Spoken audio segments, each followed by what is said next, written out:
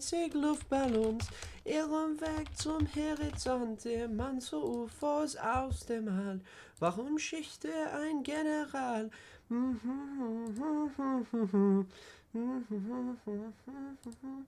Bei Band dort am Horizont auf 99 Luftballons.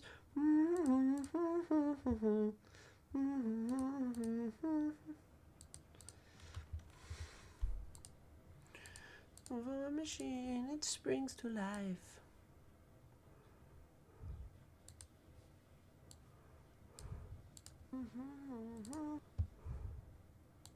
Hello, Androlo.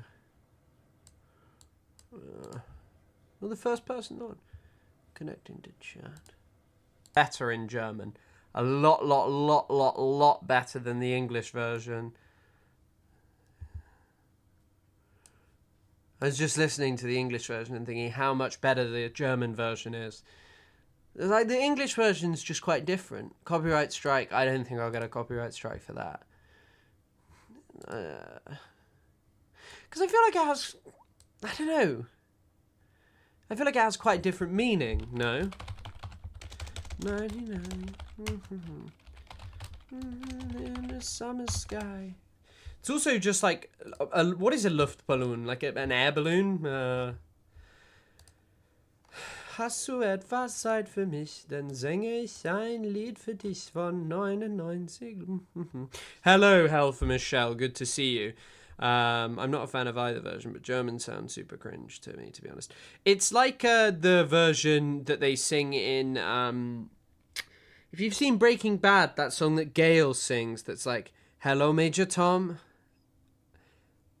I can't remember what the English version goes like, but the German version of that's way better. Völlig losgelöst von der Erde schwebt das Raumschiff.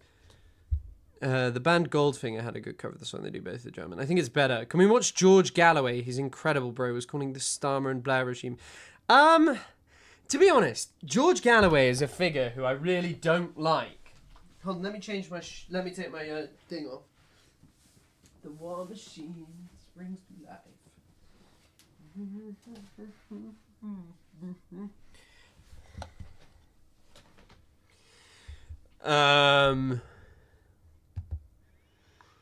I don't like George Galloway. I find him pretty annoying. And he's also a really big fan of Saddam Hussein, which is just a really odd choice of someone to pick to be a fan of.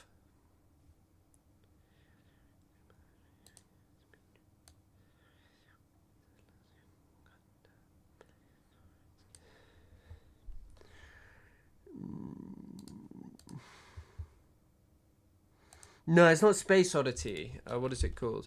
It's called Völlig losgelöst, and by Peter Schilling. Major Tom Coming Home is the English version. And there's a video of Gail singing it. Hank, it's the thing Hank shows on DVD. I know, sag mir, wo die Blumen sind. Wo sind sie geblieben?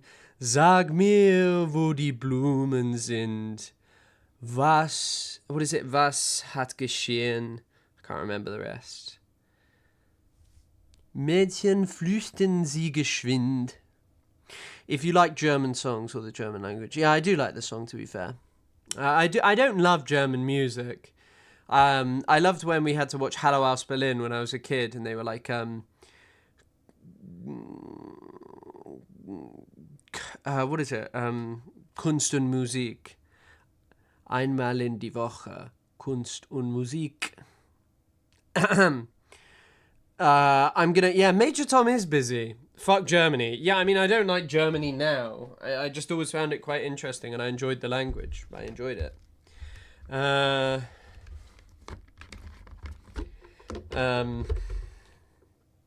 Yeah, I mean, George Galloway is certainly an interesting figure. I will say that much. I will hand you that. He is certainly an interesting figure. I hope you're well. I'm well. I'm tired. I had a long weekend. Hence why I wasn't streaming. I had a long weekend.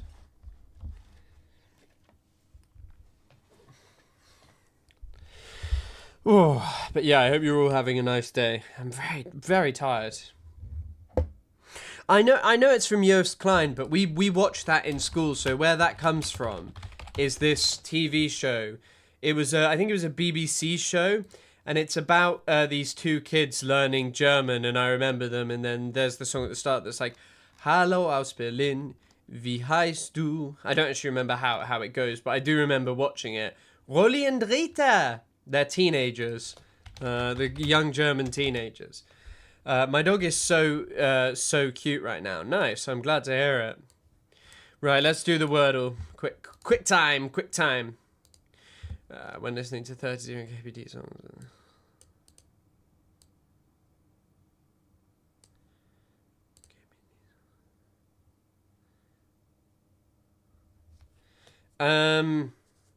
I guess vis-a-vis like the music, Hitler was quite deeply inspired by Wagner. It doesn't mean I wouldn't ever listen to the thing. I'm new to watching your streams. Do you have a schedule? Yeah, I do have a schedule. Normally I stream Monday, Tuesday, Wednesday, take Thursday off to record, and try and stream Friday depending on whether I have stuff on, and then try and get one weekend stream. I've just been off a couple of days because I was at an event and doing something for the last 3 days.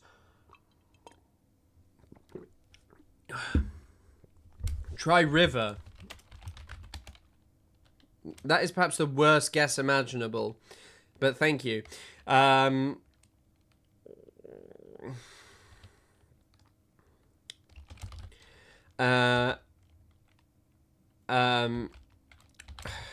can't even try Elite.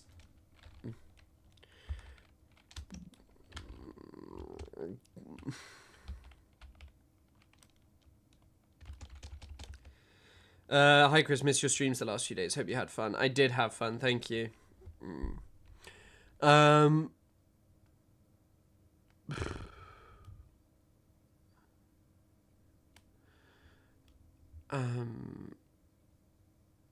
Adieu would probably be a very good guess, but I'm now trying to think of a word that ends in E. Slope. Let's try that. Okay, so it doesn't end in E, so E is probably here.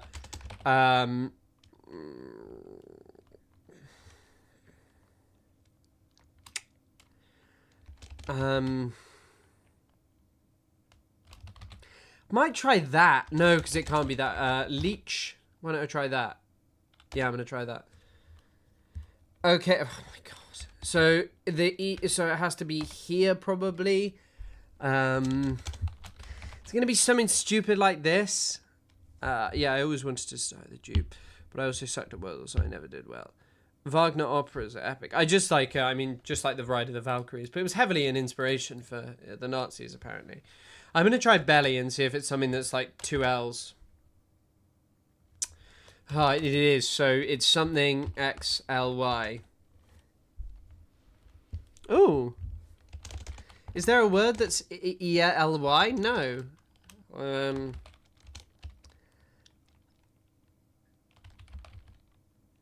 Oh.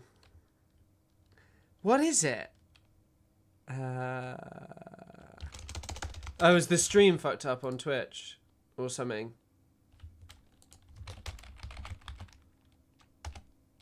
Is there something wrong?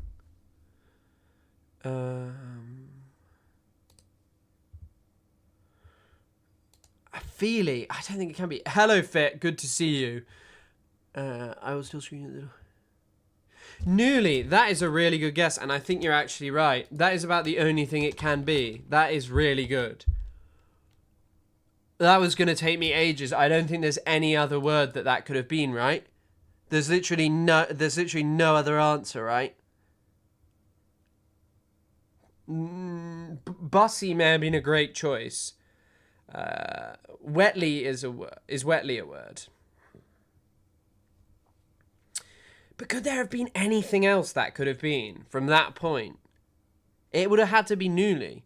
Have you tried the password, the cryptic clue game by the person who made Wordle? No, I haven't tried that. Cryptic. Is what's it called? Minute Cryptic.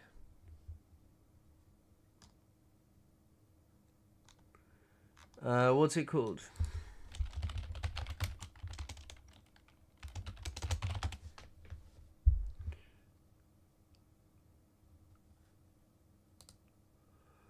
I don't know if I want to do that. Thank you, Irene. Good morning, Chris from the United States of shit. Nice. I'm sure great things are happening over there today. I really wish, one of the things that I wish I could watch with you, but CBS, there's one stream last week that was completely eaten up by copyright. But there's currently a Netanyahu interview where Netanyahu offers sympathy to fucking Hitler because Hitler didn't even say death to America. This guy is amazing. This guy is fantastic. He loves just making stuff up about the Second World War and the Nazis. The guy's literally always doing this. Not an exaggeration. He once said that the Mufti of Palestine was the guy who gave the idea to the Nazis to do the extermination of Jewish people. Previously, Hitler did not have that idea to him. But what's crazy about this is I had a tweet which is actually kind of wrong. Hitler loved America. Not only did he call it a race state worthy of admiration, by the way, this is 100% true. Hitler did refer to America as a race state worthy of admiration, but he also said that he, in 1928, in his book that was never published, that's like Mein Kampf Part 2, he thought that the gunning down of millions of Redskins to a few 100,000 was a great thing, as obviously Redskins being a slur, maybe? I don't know if it's a slur. It's certainly an antiquated term that I would not be using to describe an indigenous person from the Americas. However, that's what he said. That's what the leader of the Germans in the 1930s and 40s had to say. I only listen to people with... I actually like that idea of having a whiteboard. Imagine I had a whiteboard. It would mean I have to unflip my camera, and I hate seeing myself on an unflipped camera, but maybe I should do that. But anyway, the other thing, though, is Hitler didn't actually like America. Now, Hitler didn't like America in the same way that Winston Churchill and Lenin didn't really like America. They were scared of American dominance over the world. He certainly liked the racism stuff. 100% is a slur. Yeah, I guess because it's just not in common usage. It's not like something you hear said. And then I guess there are the Washington football team. I'm sure it's insulting and it's not a term that I'm going to regularly use. But yeah, I can't show you the interview. I can't show you the interview. I can't show you it. But he said some pretty insane stuff. By the way, if you ever wanted to see the... So, not many people who talk about Kahana really know that much about him. One of Kahana's main obsessions that Netanyahu's actually come to talk about increasingly, and he said Kahana was obsessed with the idea that Israel was too addicted to American aid, and he says, and now Netanyahu's saying this. He's talking about how Israel should wean itself off of foreign aid. Somebody Nazis love neck of the woods. I played a 1v1 against someone who was called Big Yahoo. Do you think I got the real one? I mean, no. Netanyahu, by the way, people were pointing this out. He doesn't look very well. He looks quite unwell. I mean, he's an old guy. So, yeah. Having him as a mascot. Yeah. What I mean is it's not really in common use as a slur against indigenous people. I mean, it's probably something that indigenous activists would find offensive. But yeah, I just mean it's not like... I mean, yeah. Recently said that Netanyahu is a good for a multipolar world. Did Jackson Hinkle really, really say that Netanyahu is good for a multipolar world? Yeah, I'm not sure we should trust the American Communist Party, but I don't know. Maybe he's just thinking freely. Don't they call themselves MAGA communists?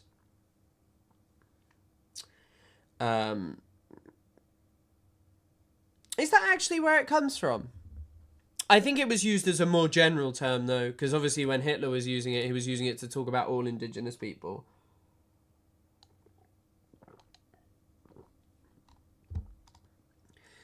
Apparently, your message, Conductor, your message was held for sex-based discrimination, because you said, Netanyahu can suck my pole.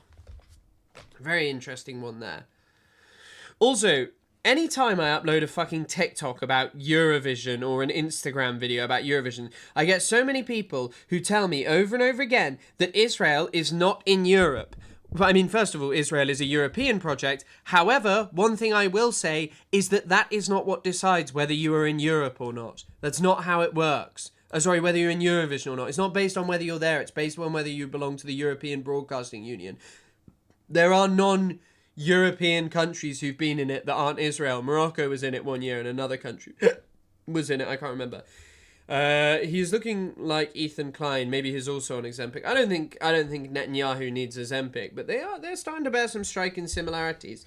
Perhaps in his later life, Ethan Klein will become the leader of a state and perpetrate genocide. I'm only saying that as a little joke. I do not think he is going to do that. It's the European Broadcasting Union, not Commission, but same thing. Australia was in it before. Yeah, there have been multiple non-European countries. I've spoken about that. It wasn't you who commented that, was it? I just get it every time of people just telling me that Israel's not in Europe, and it's like, unfortunately, that's not how it works. Of course, I don't think Israel has magically appeared in Europe, although I do think Israel probably does belong in it. You know, the reason it plays football in Europe is because Israel couldn't play football in Africa and Asia anymore because no one would play against it. They all boycotted, and Israel just kept winning every tournament because they'd play like one game against some nation who just really wanted to play. As a Eurovision fan, I hate the weak ass criticism. It's about being member of the EBU. There are North African countries that are members. Yeah, exactly. I mean, also, I'm not a Eurovision fan. I've never really liked it. I'm going to be honest though. I'm pretty in it. I'm pretty interested in the drama right now. Who here would toss their drink at Netanyahu? What would be the point of wasting a drink, man? I guess it was water. Did participate a lot earlier than non-European. Because I think it was just because it's always part of the European Broadcasting Union. It's just what it boils down to. Everyone refused to play them. Yeah, exactly. That was the major issue because they were African and Arab nations and generally, well, I don't like the term Arab nations, but countries from the Middle East, North Africa and Asia. Or SWANA. Southwest Asia, North Africa. But yeah. Also, TrueAnon took a guest that I really wanted to have. They've had Abdul Razak Takriti on. I want to have him on again. We were going to. Fucking hell, they have a 3-hour episode with Abdul Razak Takriti. That does not surprise me. How's everyone doing? Well, I'm certainly well.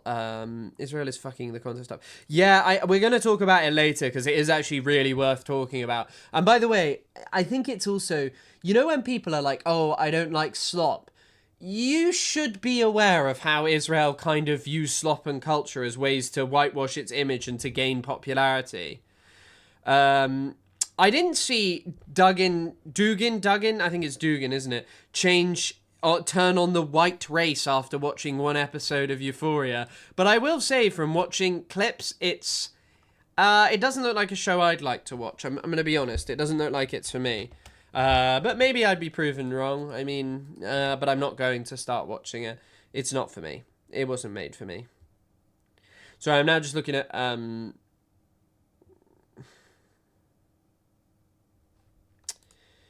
Emmanuel Macron was up to something. I've never watched Eurovision. I've only seen the Will Ferrell movie. What's the Will Ferrell movie? Which one's that? Will Ferrell Eurovision. Wait, is there a Will Ferrell Eurovision Song Contest film? What on earth?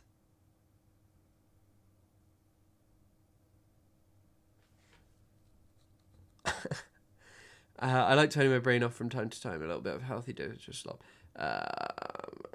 Yeah, I mean, yeah. I did not know that there was a Will Ferrell Eurovision movie. Isn't Euphoria Israeli rubbish? I mean, originally it was an Israeli show, but I don't think it has much relation to Israel now. I'm not really sure.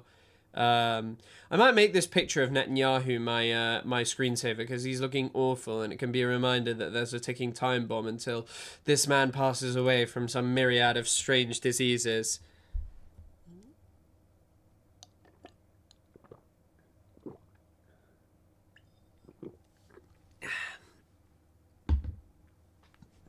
ABBA are great. ABBA are great.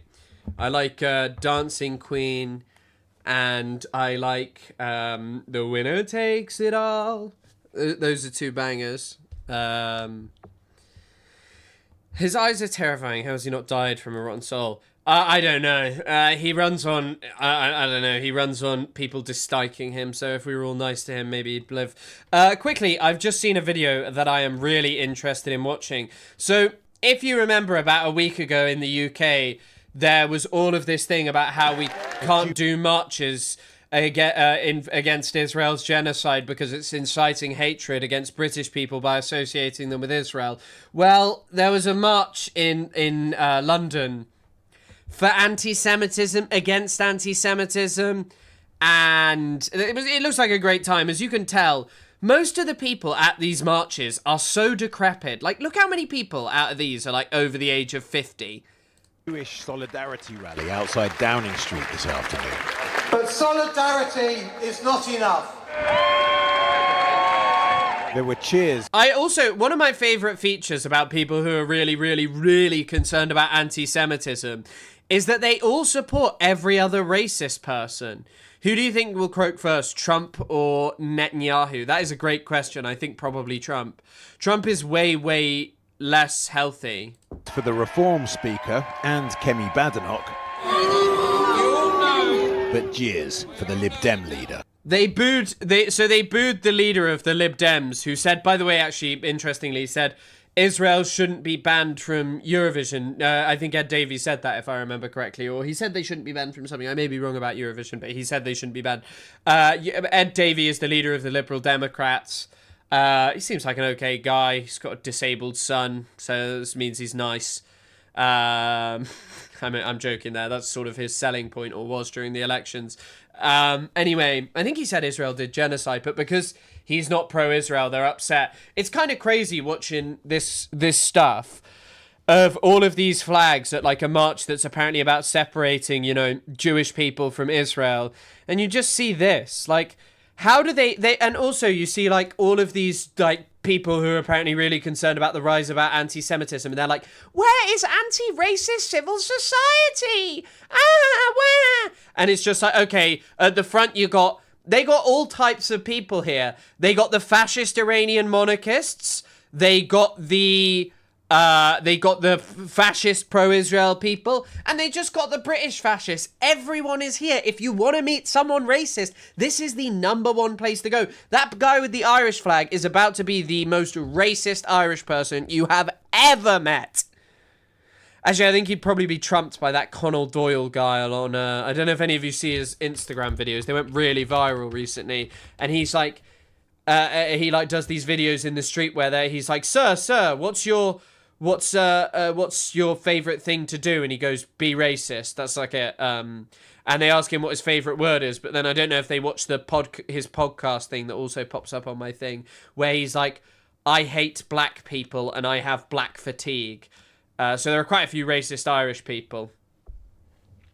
Everyone from the centre right to the far right. Damn, pretty much all of British politics then. And with the Prime Minister preoccupied with other matters, also for the Labour spokesperson, Pat McFadden.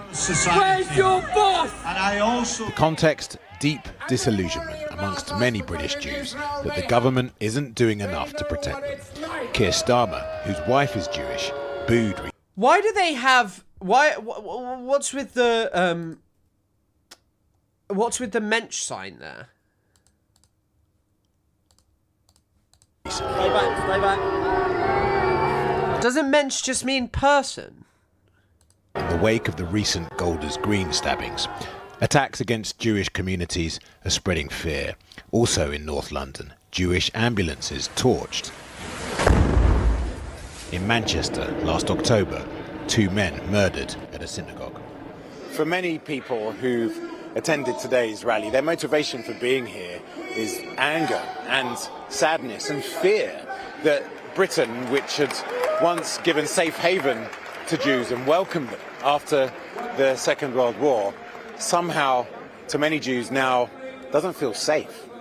Why was it important for you to come today? Because I fear for my family and I want to show solidarity with Jewish people. I'm very proud to be Jewish. So why would you wear an Israel flag? If your major concern is people associating Jewish people with Israel, why would you wear an Israel flag? The answer, because you're upset about protests. That's what you're upset about. That's what makes you sad. Who was murdered by the police? What's changed? I think what's changed is a government that isn't facing up to the fact that these horrors are going on and doing something about it. And do you mean this government in particular, or do you mean a trend? I think it's a trend. I think this government has... By the way, it is amazing that people think this. Like, once again, the world of being pro-Israel is so fantastic to me because it requires complete cognitive dissonance and a disconnect from anything really happening in the world. Like, anything in the world. Just a complete and utter disconnect from things that are happening in the world. Because obviously, every government, from the Conservatives to the Tories, goes, we care so much about anti-Semitism and do so much to actually try and prevent it, more than they do about any other kind of racism.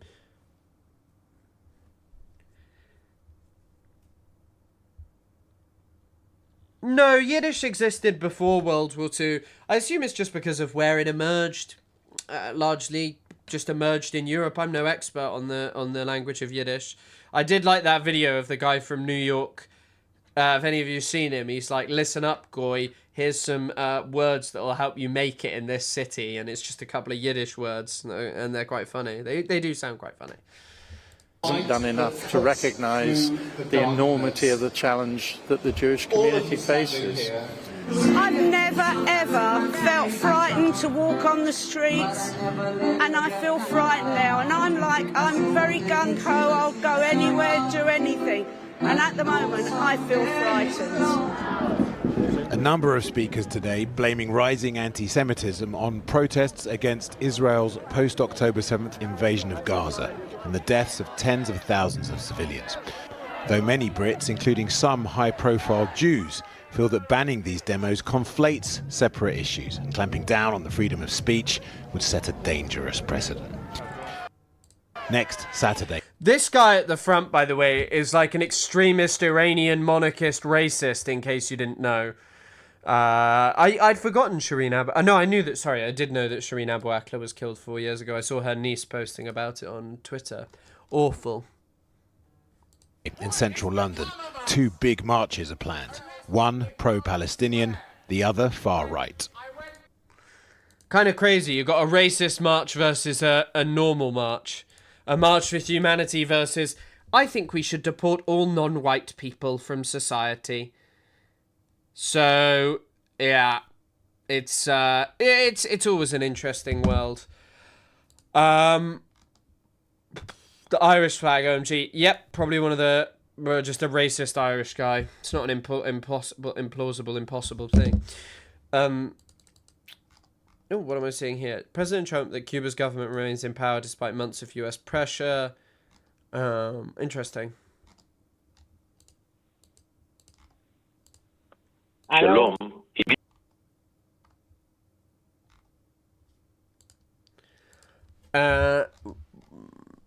This is a far left space. I'm going to that Palestine march. Those other flags is definitely quite something. Lol. I mean, even the monarchy flag of Iran, right? Like, people have been posting about this. You do know that the father, and I was listening to someone talking about this. The fucking father was the father of the Shah, Pahlavi's father, was just a straight up Muslim. Like, he was quite a devout Muslim as well. And they hold up this flag and they're like, we need to save Iran from Muslims and stuff. And it's like, your country has been Muslim for so long. It would be like people who are like, we need to be pagans in the UK. It's like, well, what are you talking about here? What is this? It's just insane. But yeah, I'll be at that march. Haredim's in North London, often anti-Zionist. Don't conflate them with these protesters. I mean, yeah, quite a lot of Haredi Jews are anti-Zionists. They're not Zionists. Well, they are. The thing is that they are kind of Zionists, but they're not political Zionists in the sense of what most of those Jewish people believe is that Israel is an illegitimate, immoral state that they have nothing really to do with. That instead they, because it basically violates It violates the like sort of their principles in the sense of the Israeli government is secular. It's also not halacha, and so yeah. The Nazis no obsession with pre-Christian symbols. Yeah, I mean, in part. I know there are younger Zionists too, but the average age has to be like 50 to 60. I mean, yes, it is older people. They're these older people who cling to like false visions of Israel that were false fucking 50 years ago and are even more false today.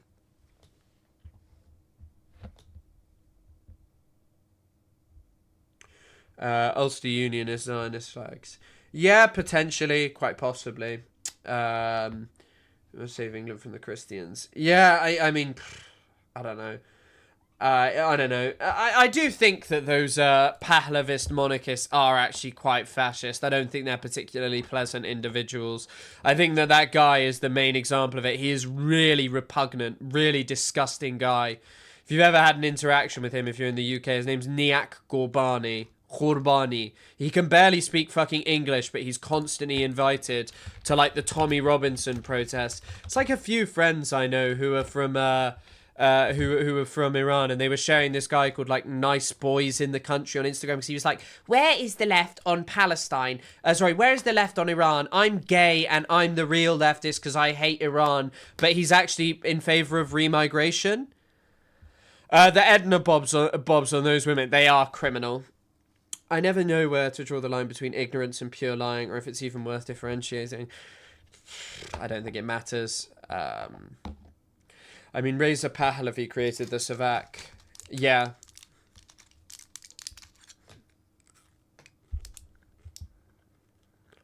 Spouting nonsense is part of the behaviour of all groups that are ultimately pro-neoliberal. Zionists, the far right, neo-Nazis, neo-Templars, liberals, anarcho-capitalists, etc. I don't think you're wrong. I think people do just love a bit of lying. Because I don't think facts really care about... I think feelings only... I think facts only care about your feelings. That a lot of people only accept facts when they feel good towards their feelings. Thanks for the 100 ARS. Thank you for the very kind donation. With Israel now, though, like, have some consistency. I mean, I don't even think you could say that neo-Nazis are all aligned with Israel. There's quite a mixture. There's a lot of just extremist far-right racists who are... Everyone. Yeah, wait. This is this Niak Ghorbani guy. As you know, today we have a protest in front of number 10. Front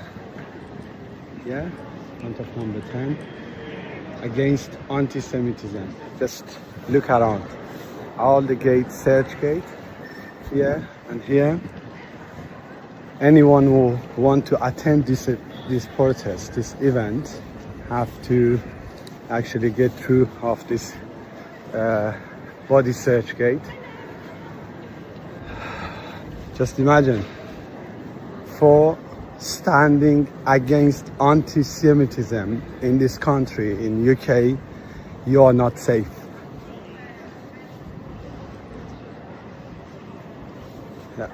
So, brilliant. Thanks for that one, Niak. He calls himself an Iranian guest in the UK, not Muslim, IT expert, journalist, and vocal advocate for the downfall of the Islam. Host of Nasle Akhar. What is this? A podcast, The Last Generation.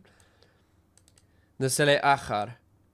Last Generation, and the fruit of collaboration among an army of nationalists and Iran enthusiasts. I mean, I guess Pahlavi's father was a bit of a Nazi. So... Oh, he does speak it. He speaks Farsi on the podcast. I'm not reading this. He's also posting in fucking Hebrew as well. Jesus Christ.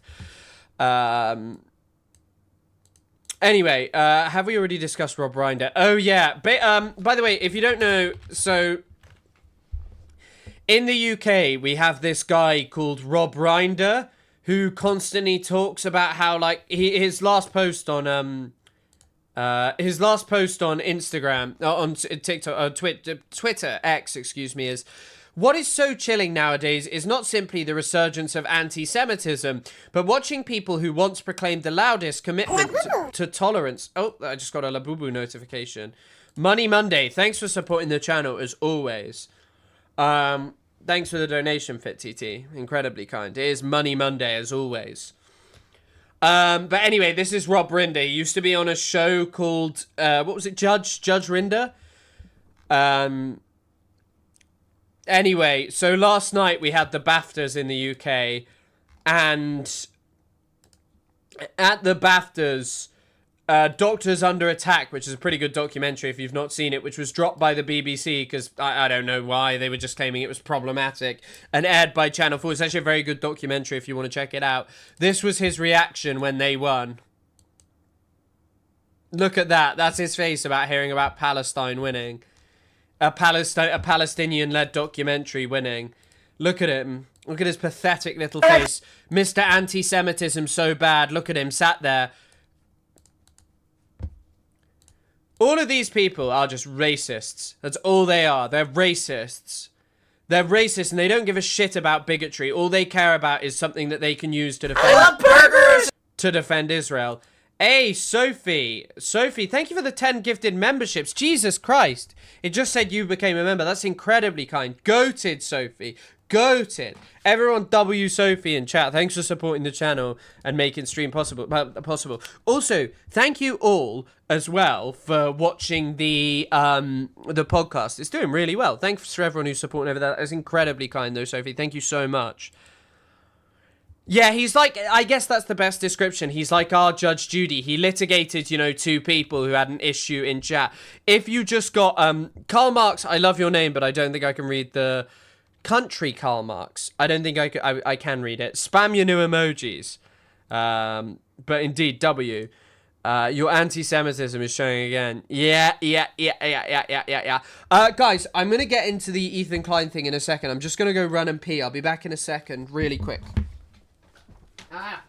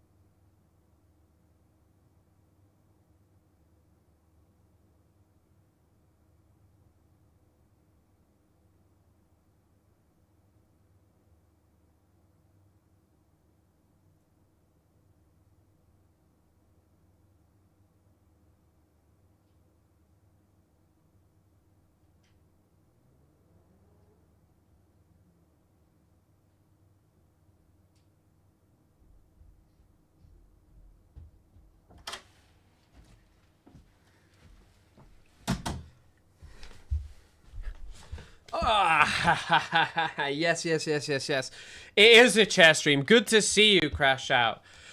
And I know what he was doing. I know what he had a crazy ass weekend. I don't know what is up with him. Well, I do know what's up with him. I just wanted to add one more thing. Now, as you guys know, like obviously, I just want to show you the speech. Actually, Book of Psalms advises us how to lead responsibly. So the chief rabbi was apparently giving an interesting speech, but it's 5 minutes, so I won't be watching that right now. Okay, right. Should do a Caroline Kwan episode. Maybe that would be fun, actually. Maybe we could have her on. I don't know if she'd come on, but we need some more guests soon. We're doing the UAE and Israel in Africa this week. So, yeah. Also, Shake and Bake, thank you for following over on Twitch. I don't normally do that, but it just pops up. If you follow on Twitch, I occasionally see it. So you never know. You may get a free shout out. You're supposed to wash your per the NHS advice. Well, what can you do? I washed them for like 15 seconds. I do deeply apologise. I don't think this is a battle that I'm ever going to win, though. And I did wash my hands. It was just a quick pee. I haven't been drinking. I drank way too much over the week. Way too much non-water related beverages over the weekend, if you know what I mean. I was on a lads weekend. I was in the great city of Bristol. I was drinking up on all of that booze. Okay, right. So whilst I was having my great weekend of drinking up on booze, of course, I did see my favorite thing, which is that Ethan Klein was at some fucking poker tournament and he was browsing for a photo of, was browsing an iDub snark page, and it produced this absolute golden piece of media. Cool. That's exciting. Congratulations to the Ecklers. We're ready for either baby one. number. So if you can see, he's on his phone here at a poker tournament. Is anyone else on their phone? Why is he specifically doing this? We're ready for either baby one. number 1. Oh, everything's neutral. God, yeah. Got both names ready. Yeah. He then proceeds to screenshot and, by the way, instantaneously crop the image. So well done for that. Doesn't have to bother going further into his phone to do that. He then saves it. So That's exciting. Congratulations to the Ecklers. We're ready for either one. He's also clearly browsing. Is that a snark Reddit, people said? Baby number 1. Oh, everything's neutral. That's definitely Reddit, right? Yeah. Got both names ready. Yeah.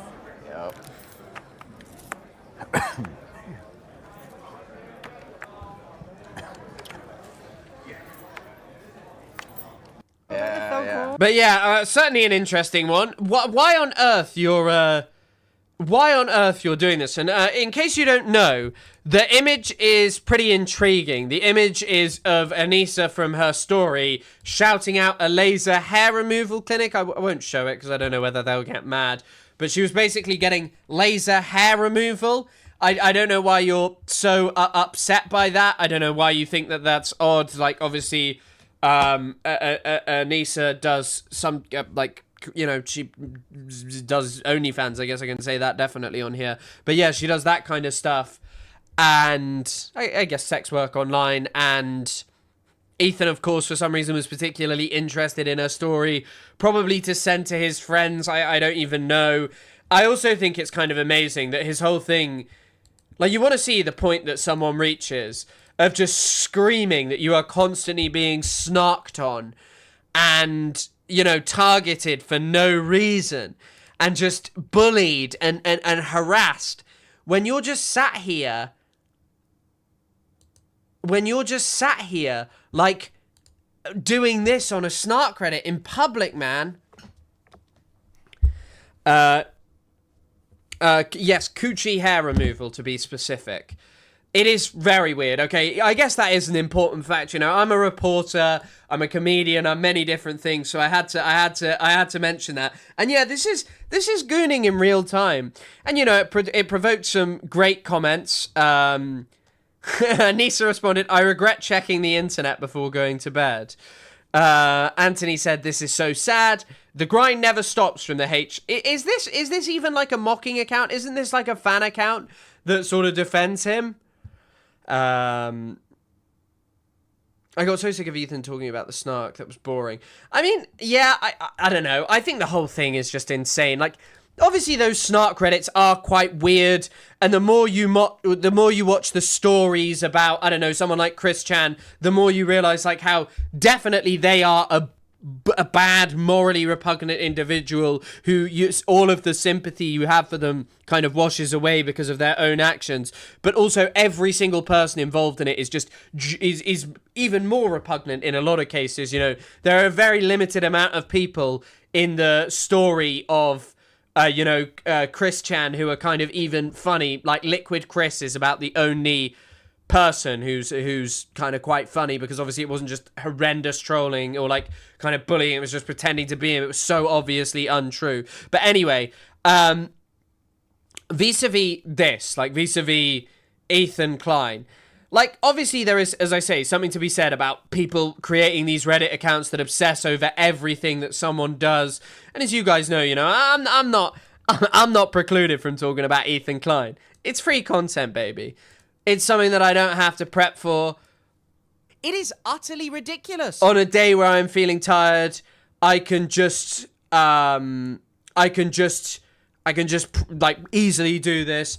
But I think that, like, you know, when you're so deeply involved in this stuff and all you do is complain, like, this isn't some outrageous thing she's done and he hasn't shared some problematic opinion or done something that Ethan deems bad.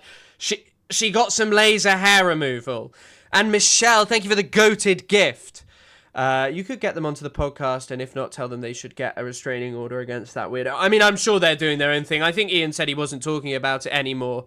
But yeah, a lot of the people who are just kind of fucking obsessed with these people, who like detail every second of their life, who spend their time like bullying and being horrendous towards them. Of course, that is weird. It's inappropriate. You can see that. And you know, it's why I'm not obsessed with everything and every single thing that goes on in Ethan's life and this and that.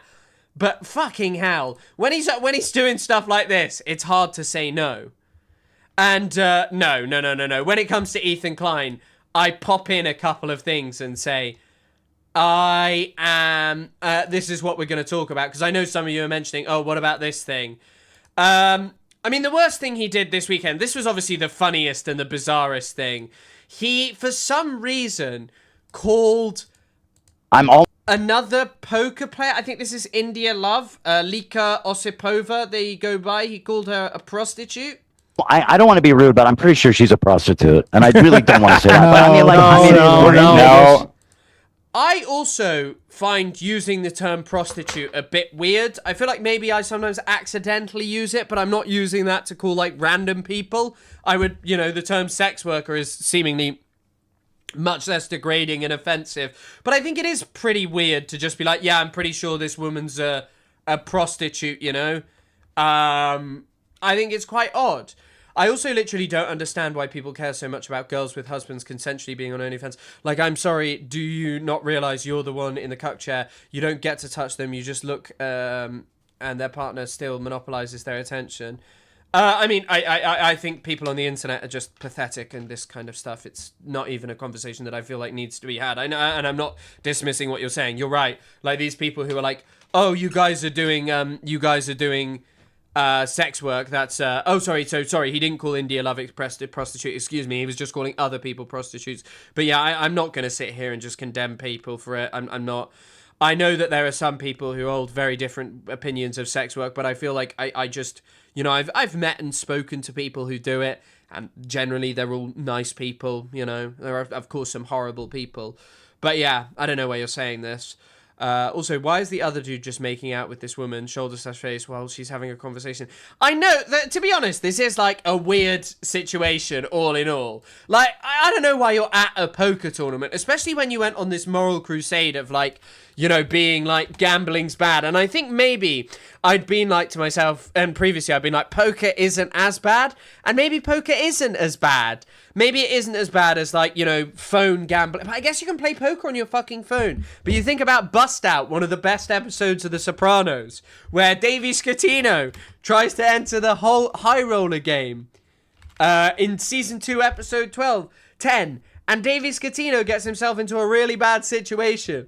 Ethan Klein is creating a million Davey Scatinos with his behavior on his podcast. Potentially, I hear. I heard this tournament as... Is he really? I don't know. I just think like it's pretty morally inconsistent to be like, hey, I'm really anti-gambling and I think it's bad when XQC does it on stream and stuff when you're like doing this on stream for some celebrity tournament. I don't know.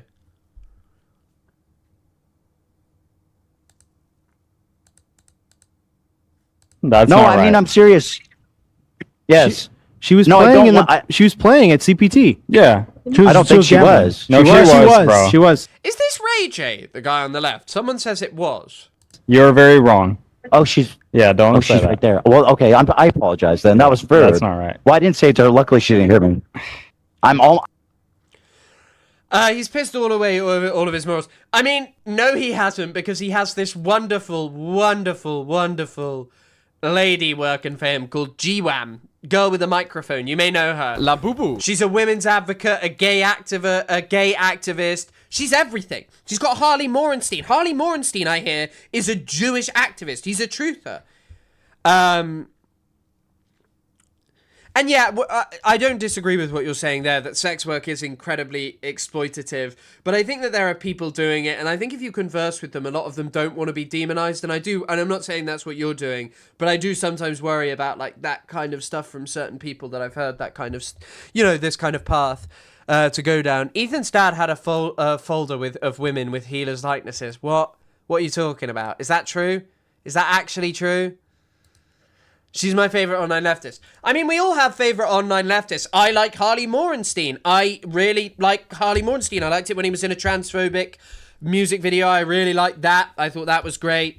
I really liked it when he was talking about how a massacre in Rafah carried out by the Israelis was actually fake and anti-Jewish propaganda. But yeah, Oh! Welcome to the Burger The first ever Golden Labubu has been achieved. Henry, thank you for a whole year. This time approximately a year ago, you were watching me debate Ethan Klein, and you took a brave decision that many others didn't have the bravery to do. You became a member of a constituent, I think they call them. And for that, I am eternally grateful. Henry, thank you for everything. Thank you for a whole damn year, and enjoy the first holder of the Golden Labubu. You have achieved it.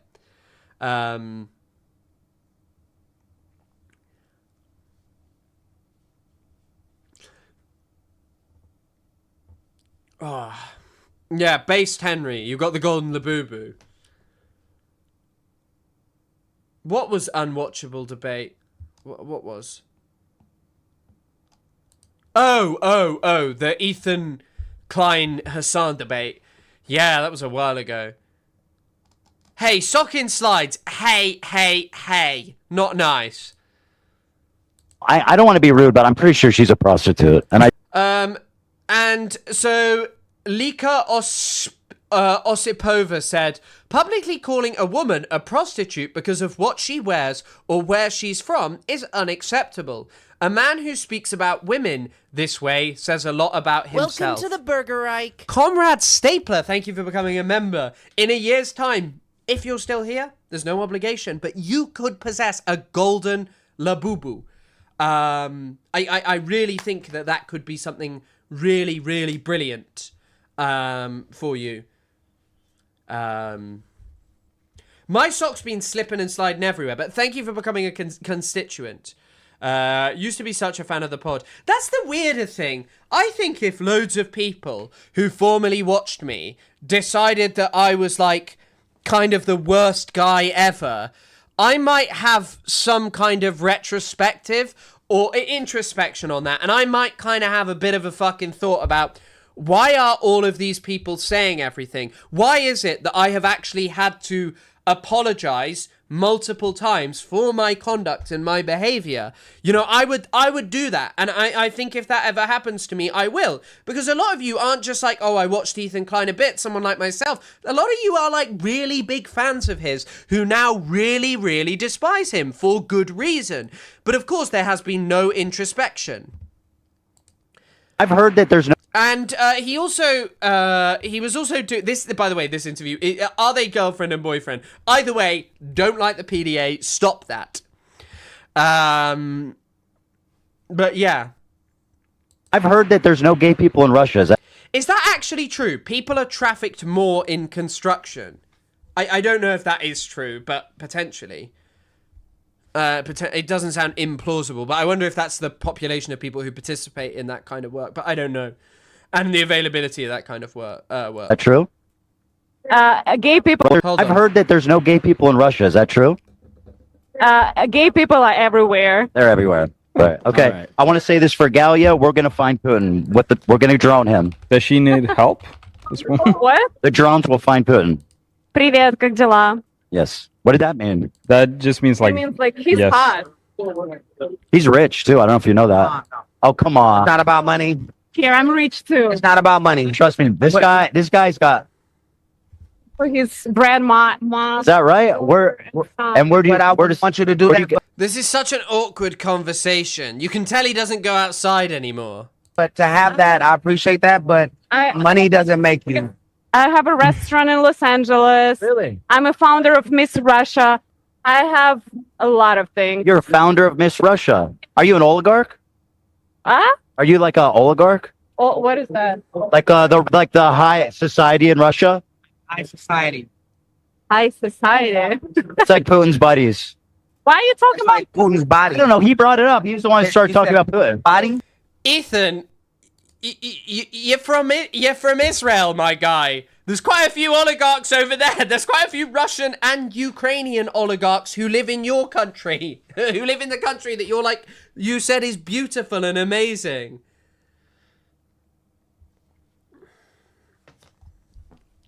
I'm an American citizen. I live here for 20 years. Okay, good. I don't want to talk shit about. Good. He's a figure to recognize. Everyone here is such a fucking idiot. Ray J included. You don't want to talk shit about Putin. He's a guy to recognize. I mean, he's got a point. He is a guy to recognize. Pootie hole? Vladimir Putin. Can we call him Pootie hole? Thank you so much, guys. I appreciate it. Welcome to the Burgerite. Who the fuck is Lika Osipova? Don't mind me just riding Henry's coattails. I'll shout out the book Tony Soprano recommends about sex work. Yes, Tony Soprano's been telling me all about revolting prostitutes. It does sound very interesting. I would like to read it. Yeah, I will read it at some point.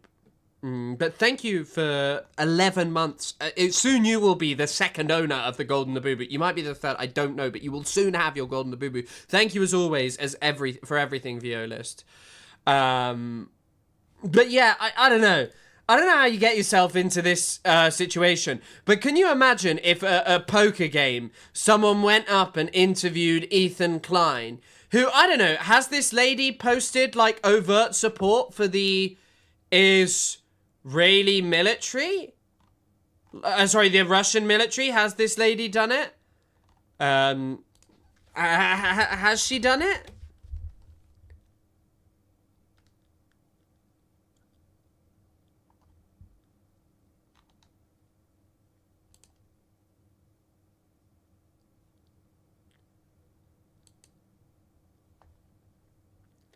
What on earth is going on here? I don't know who this lady is. Lika Osipova.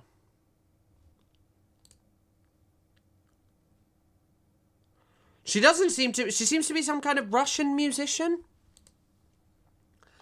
Okay, but yeah, I mean, either way, you're welcome. Now back to the Twitch chat. Nice. This is about the problem with Ray J. POC Americans know all too well about Ray J's problems. What are Ray J's problems? I don't know anything about Ray J apart from him dating Kim K, right? Well, dating her. I mean, there was a certain video that leaked, right? Do you know what she said in Russian? No idea. Either way, Ethan didn't know. It's okay. It came out of nowhere. Yeah, I mean, it did kind of come out of nowhere. Literally, it pisses me off. They'd call the same victims the moral grandstand because they're being betrayed. Right. Ray J is not like Kanye. He chose another woman that did not look like his ex Kim Kardashian. I don't know. I don't know shit about Ray J. Why is Ray J famous? Was he a musician? Well, I know he's a musician. But what are his famous songs? What would I have heard? I actually don't know.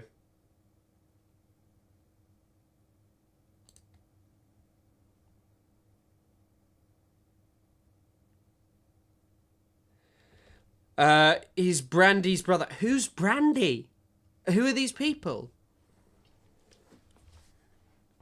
Like the stream, indeed. But yeah, I mean, the thing is Ethan has complained about, like, the Palestine News Network people coming up to him. I'm not a big fan of the Palestine News Network people. I find them quite annoying. I don't think they're doing much interesting. I really don't enjoy or care about them. They're not people who I'm like, wow, because it's just something that gives Ethan more to say, like, look how I'm being harassed. But anyway, these Palestine News Network, when they did this to Ethan, he got really upset and incensed about it. So there's no consistency. Brandy is a singer who was famous. What did Brandy sing? Maybe I do know them. I mean, I was born in 2000. Singer. Oh, wait. I do know her. Because I got love for Brandy. Like, truth say I ain't really a drinker. But I got love for Brandy like Ray J. From Thiago Silva. So I know that. Truth say I ain't really a drinker, but I got love for Brandy like Ray J. I've now repeated that like 3 times, but it's proof that I know something about culture. I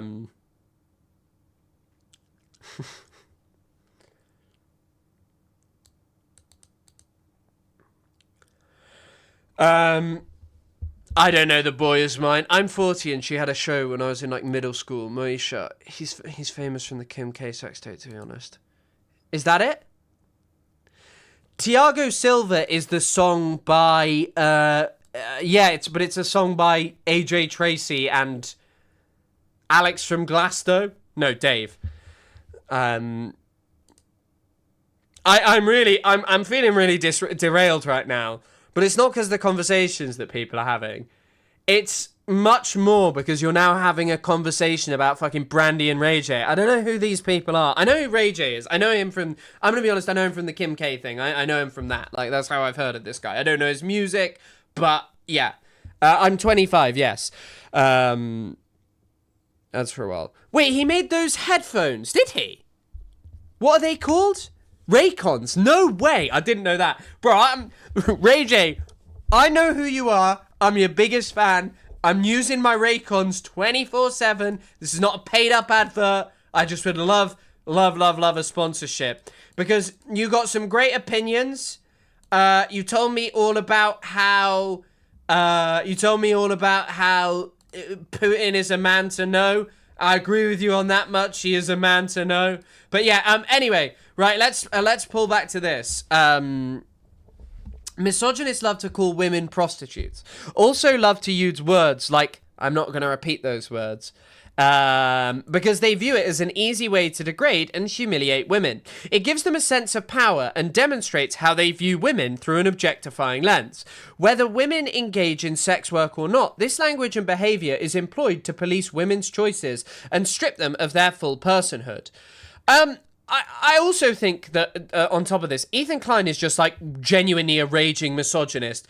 I think the whole stuff of just calling people bitches, calling Madison a bitch over and over again, basically suing women, constantly targeting women in front of your audience, being allied and clearly appeasing people like Asmongold, because the Amber Heard trial is a perfect example of, just how... like women are not believed or trusted when evidence stacks up in their favor, and how they're portrayed as like these horrendous characters. But yeah, the way that this man has behaved on the internet over the last few years is kind of fucking insane, and it's just crazy that he can't keep his mouth shut ever. Funny that Ethan Klein is the only man that Ray J can stand next to and look like a feminist in comparison. Maybe the Tates, maybe a few others, but yeah.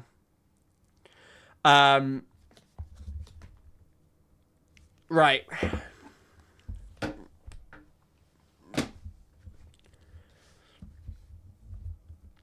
I just don't get why you do this, just completely apropos of nothing. I don't know, I think he was drunk, and I think when he's drunk, that little filter switches off, and he's never been able to control the fact that he's kind of racist. Like, that he's kind of racist and bigoted. I think that all of this fucking charade of working with Hassan for a year is now gone, and he's just become more and more racist and bigoted. I think it is.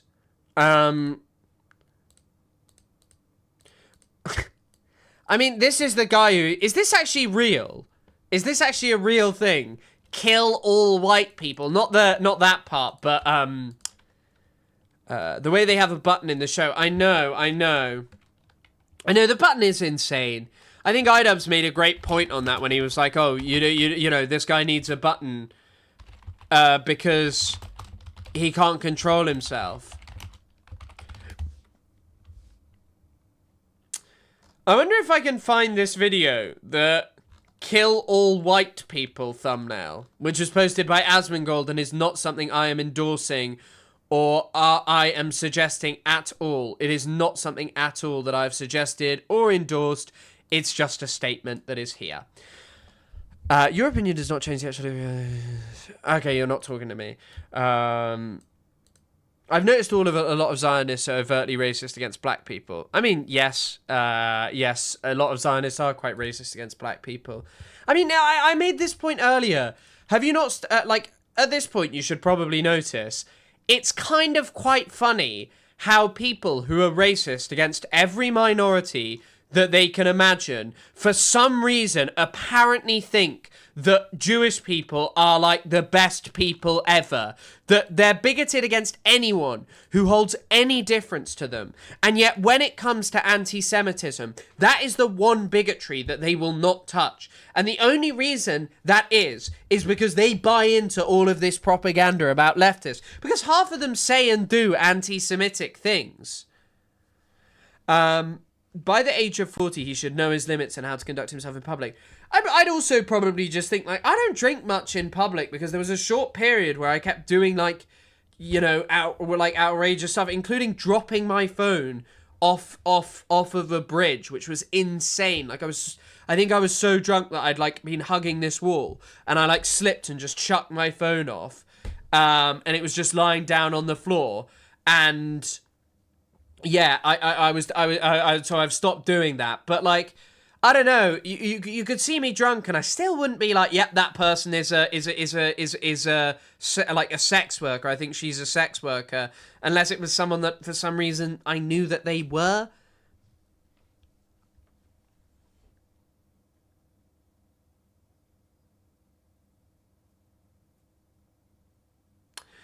Did you and the wall continue seeing each other? Yeah. Well, when I went home, apparently, someone was staying and they thought I was knocking on their door. And they were, like, calling out. They were like, Chris, what are you doing? What do you want? And I wasn't trying to. I just, like, had smashed into their door, like, over and over again because I was really drunk. And I remember just waking up the next morning and I was like, where's my phone? Where's my phone? And then I remember seeing it and I was just like, oh, my God, how has this happened? Oh, God, that was an awful night. And it's one of the reasons I don't drink that much anymore. Yeah. Oh god, that was an awful night. The difference is you don't think it's a derogatory remark, like Ethan does. No, and I don't think, like... Also, I don't know, I'm just not out here calling people Nazis who aren't fucking Nazis, who don't hold Nazi-like beliefs.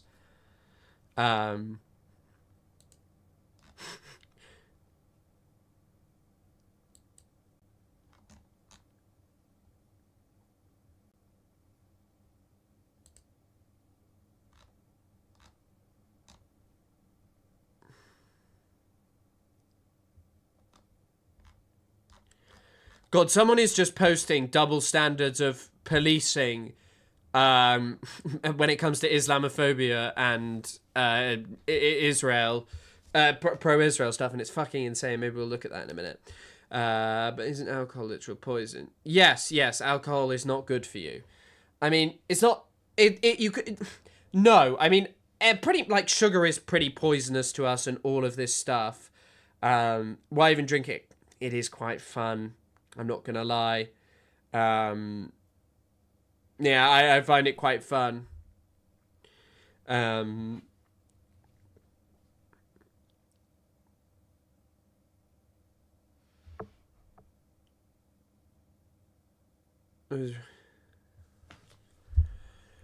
But yeah, if you've given it up, good for you. It's not a hobby that I really have like a lot of fun about. I really like talk about a lot. Sorry, there was a Caroline Kwan video. Oh yeah. Caroline Kwan had some Kwan. Was Caroline Kwan the lady that Ethan Klein called a Chinese CCP honeypot?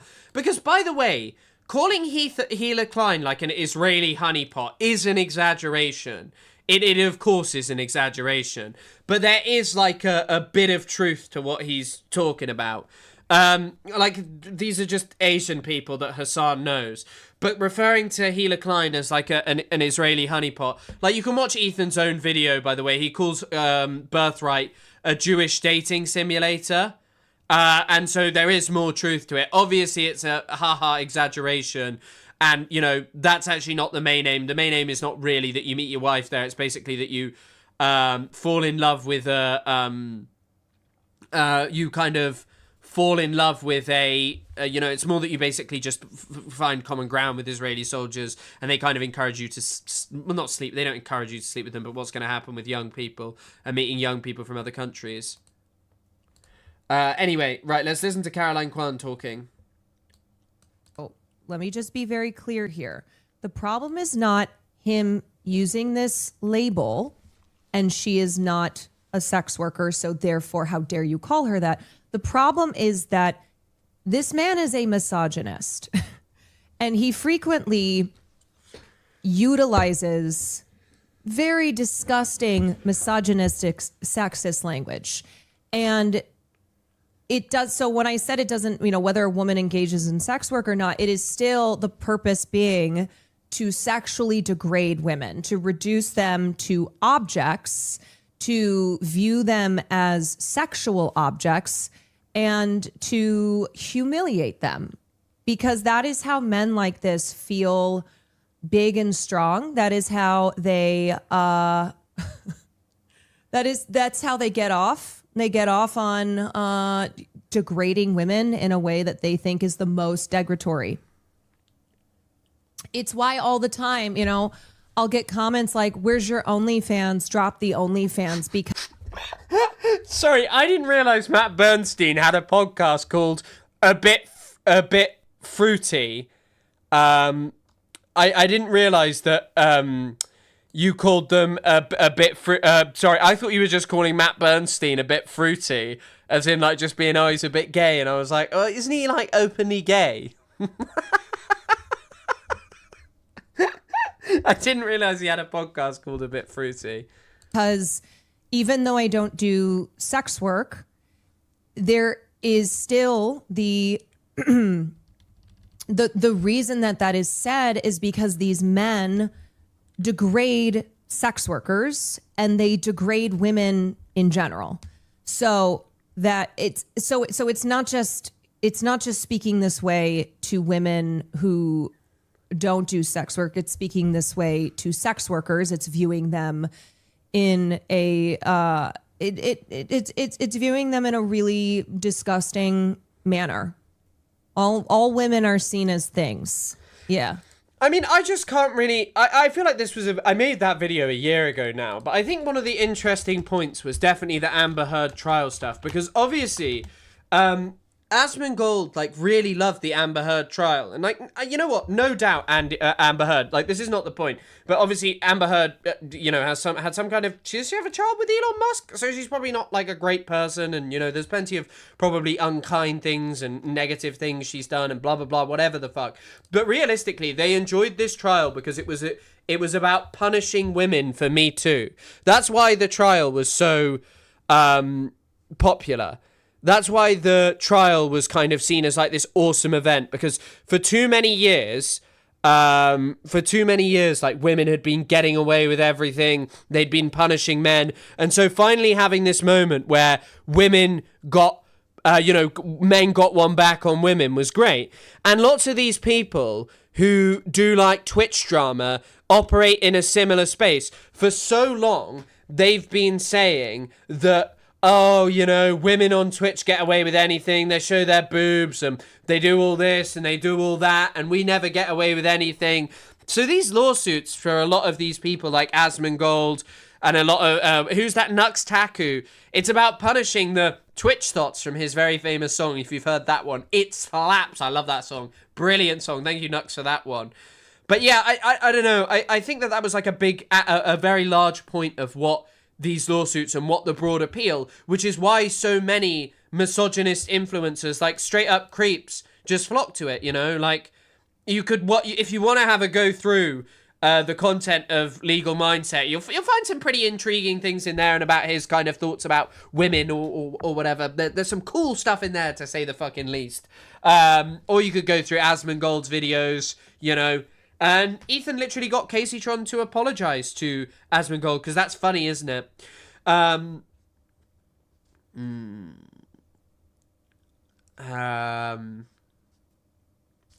Someone said something that I wanted to say. Someone said it's their 26th birthday, but now I've kind of forgot it and I've missed it. But yeah. I've missed what you said, but happy birthday. Resend it if you want me to read that out again. He's a great musician, one of the top musicians in America and Israel as well.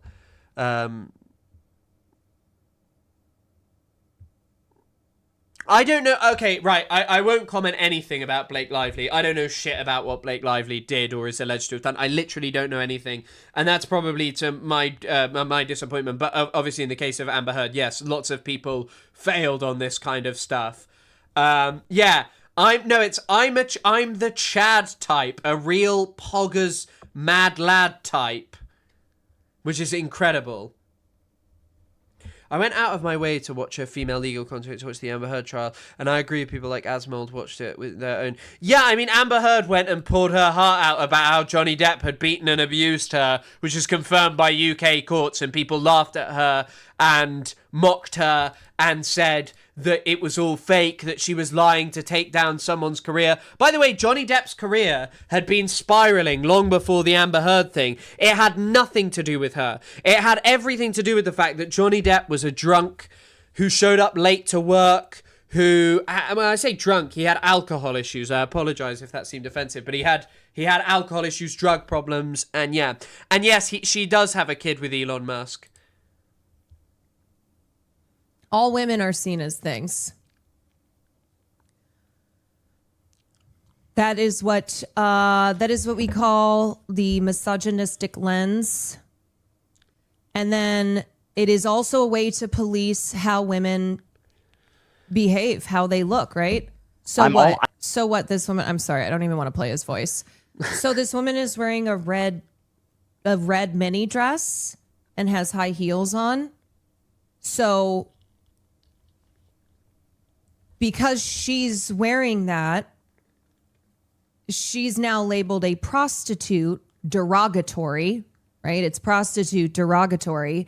And that is policing her choices.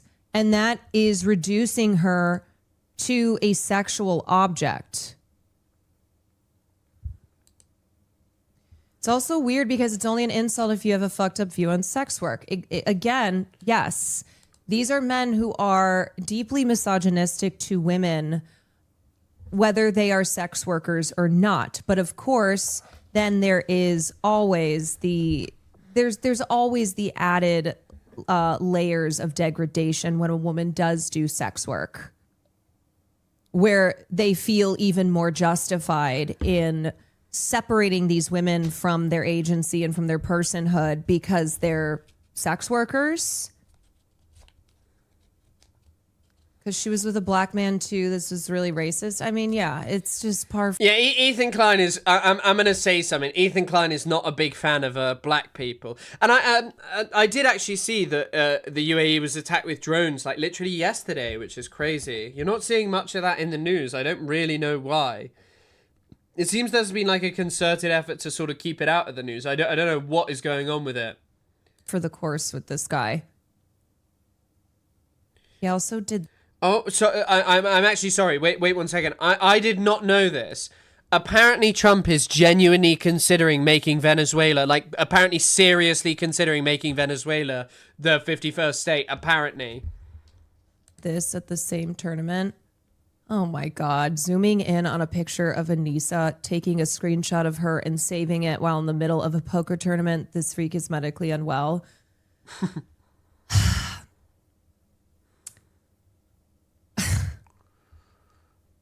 Yeah. Yeah, I mean, I don't think she at all said or implied that she had an OnlyFans when they had a conversation, no, right? She said, I own a restaurant, I do this and that.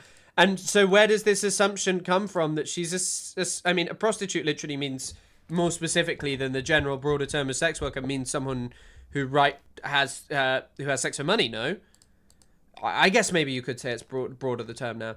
Welcome to the Burger Right. Oh my god, Elephant Fish, it's good to see you. Nice to see you. 3 fucking months, man. Good to see you. Thank you as always for supporting the channel, and it does fly when we're having fun. I hope you're well, mate. I don't know as well. Like, look, you know, obviously one could easily say, well, yeah, Russia illegally invaded Ukraine. It's morally repugnant, and you know, people would do that to people who'd shown support of Israel. But I don't know if this lady has shown any support of Israel and stuff. You know, I don't know at all. I don't know at all. And she didn't give any indication that she loved Putin. Why is he talking about Putin being killed by fucking drones? What on earth are you talking about?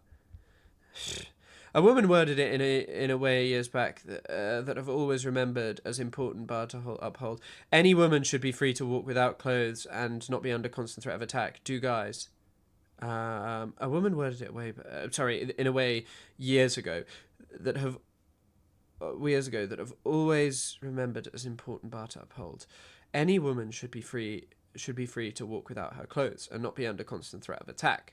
To guys, what does the to guys mean at the end? I'm not sure I quite understand fully what you're saying, but yeah, of course, people should be free to wear whatever they want. He would rather turn Venezuela a state than Washington, D.C. or Puerto Rico. We took power over. I know, it's kind of... She is Russian and wearing a mini dress, so he's acting very normal. At one time when I was in... I will actually say, I did see in... one of the creepiest things I have ever seen was... I was in... And this has no relevancy, but I thought I'd bring it... Well, it does kind of have a vague relevancy. When I was in Tajikistan, we went to, like, some restaurant that was at the end of our street. And there were these 2 really old guys, and they were speaking very, like... so my dad can speak a tiny bit of Russian, but they were apparently speaking very formal Russian, like, very good Russian, like, not... You know, well, it was Russian. They were clearly, like, Russians, basically. And they were both wearing suits.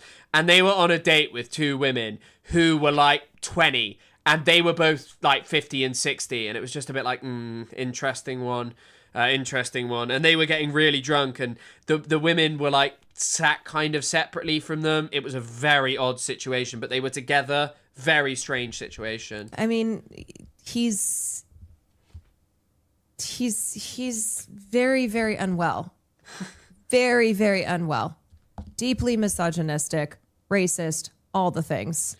I do think it is sad, though, you know. And once again, Ethan Klein, the greatest story of capitalism's failure. Accrue as much wealth as possible. Build a successful brand doing exactly what you like and enjoy. Even indulging one of your wife's desires, you know, one of your wife's personal interests, designing clothing. And, you know, you have all of that successfully. But then when it comes to people who start to realize that Israel was wrong from the beginning, you know, it's kind of crazy. Dano plays games. I was just saying it's my birthday, Chris. Just thanking you for the content. I've been watching a lot while doing comedy camp. Thank you, Dano plays, and happy birthday, mate. Enjoy your 26th. Have a great rest of the day. Been here for 20 years. Why bring up Putin?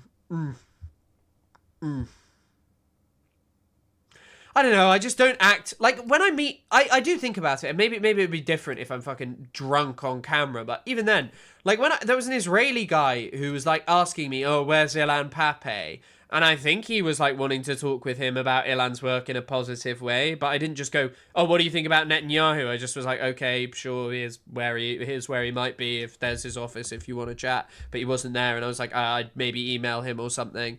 I don't know. I didn't just instantly go, so what are your opinions then on Netanyahu? The guy didn't probably have the most pleasant of opinions.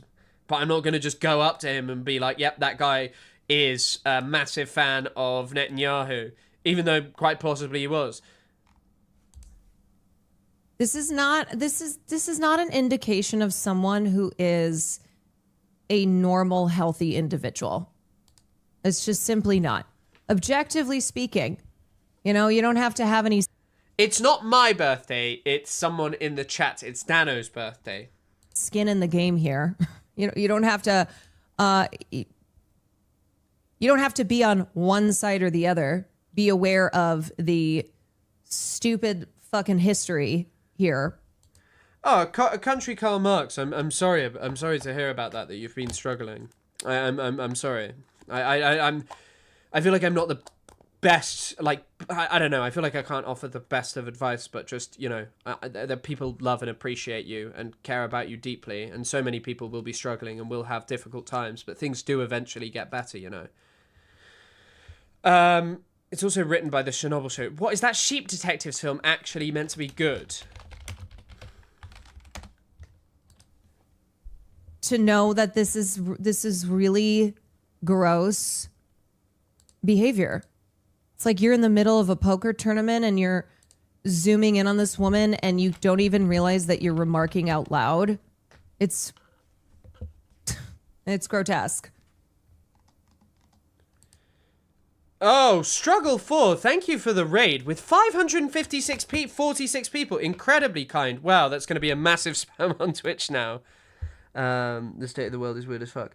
I mean, I guess that there are just varying degrees, right? Like, of course, the state of the world in which we live, Struggle 4 goated, but the state of the world in which we live, you know, there are still degrees of mentally... Welcome to the Burger Reich. Mentally, how people are doing, you know. But you're not wrong about that. It is tough. But, like, I think about so many people who struggle to deal with the news in ways that, you know, even with no matter how engaged I am with it, that I don't struggle so much.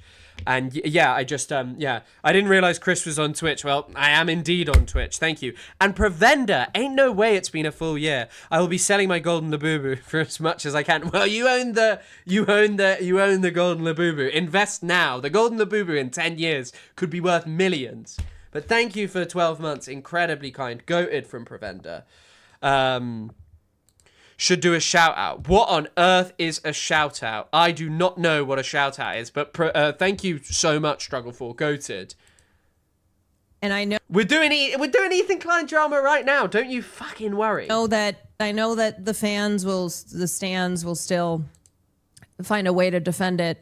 But you're wrong.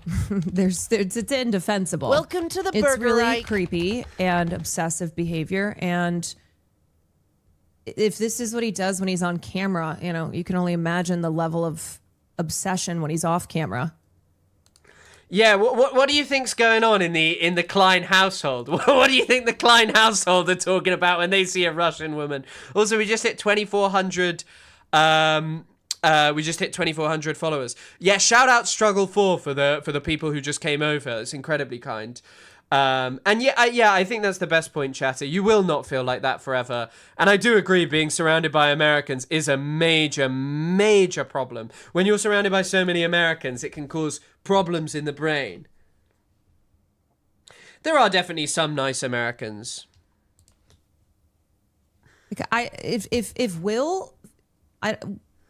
Also the this beef that he has with Anissa is so absurd. But if Will had some beef with some woman, okay, first of all, I'd be like, goodbye. What's your fucking problem here? What's going on? But second of all, if he were on camera zooming in on someone who he's clearly been obsessing over for quite some time now, I'd be like, I don't know. By the way, as well, like I know some people like, well, iDubbbz fell off and stuff. I'm sure iDubbbz made incredible amounts of money when he was streaming back in the day. When he was creating content back in the day. I'm sure the amounts of money are money that a lot of people would never see in their lifetime, and I'm sure that he still makes a relatively decent income from what he's doing on the internet. Not bad at all. And I think he seems quite happy and content, and he seems like a nice, happy guy. And Anissa seems really nice and pleasant as well. And I just think, like, if you look at the two people who are more happy, Ethan Klein may have a successful podcast, but he doesn't look very happy. I don't see, like, Ian talking like this kind of way to just people, and I think that that's kind of the stuff that matters. I think that your happiness is far more important than the amount of money that you're making. You know, if you have enough money to live and exist some kind of reasonable way where you're not stressing constantly over it, I don't know. It feels like that if your obsession is, I have more viewers than you, what really is this? There are plenty of just morally repugnant, unhappy people with loads of views. Doesn't he have a kid? Like, let them live. I mean, yeah, he has 2 kids. He has 3 kids. 4 kids? 3 kids? I don't even know. Australia who hates it. I know an old bloke from Australia who hates Asians and is on holiday in Vietnam right now. Yeah, that's British people with every foreigner and every fucking country that they're going to. They get addicted to pursuing more and more numbers. I mean, yeah, you do get addicted to pursuing numbers. That's why I don't really... But that's why I'm kind of glad that this platform, because this is about maintaining a consistent audience, and I enjoy that. And, you know, there are stresses about, like, oh, I'm a small YouTuber, you know, you make gambles about what you're going to do with your time. Will it pay off? Will I, you know, earn enough? And I'm in a lucky position where, you know, things are kind of fine and it's great, and I'm very appreciative of everyone who does support the channel. But, like, what was I just saying? Oh, but like TikTok, you end up chasing views and you end up being so stressed about, like, you know, a video not doing well that is completely outside of your control, that it's just because YouTube chose to censor you, you know, that's it. Like, YouTube chose to censor that and it's not going to go out. What on earth is Honduras Gate? And I saw that. I saw the thing to do with Morgan. I think it's because the show can't afford this. Yeah, I'm just a small YouTuber the size of New Jersey, and yet everyone hates me. I'm the only Kunstler streaming on the internet, and yet everyone has negative things to say about me. There are a million channels with people like me. With people who aren't like me, who aren't fans, who aren't Kunstlers. You are unwell, and I would not. I don't want to be with you. This is really creepy. It's really gross. I don't care that you don't like this woman. You need to get a fucking life. Yeah, especially when you're married with kids. It's like, what the fuck? Shake and Bake, I just saw you in this chat. That's a bit of a strange one. Fuck are you doing?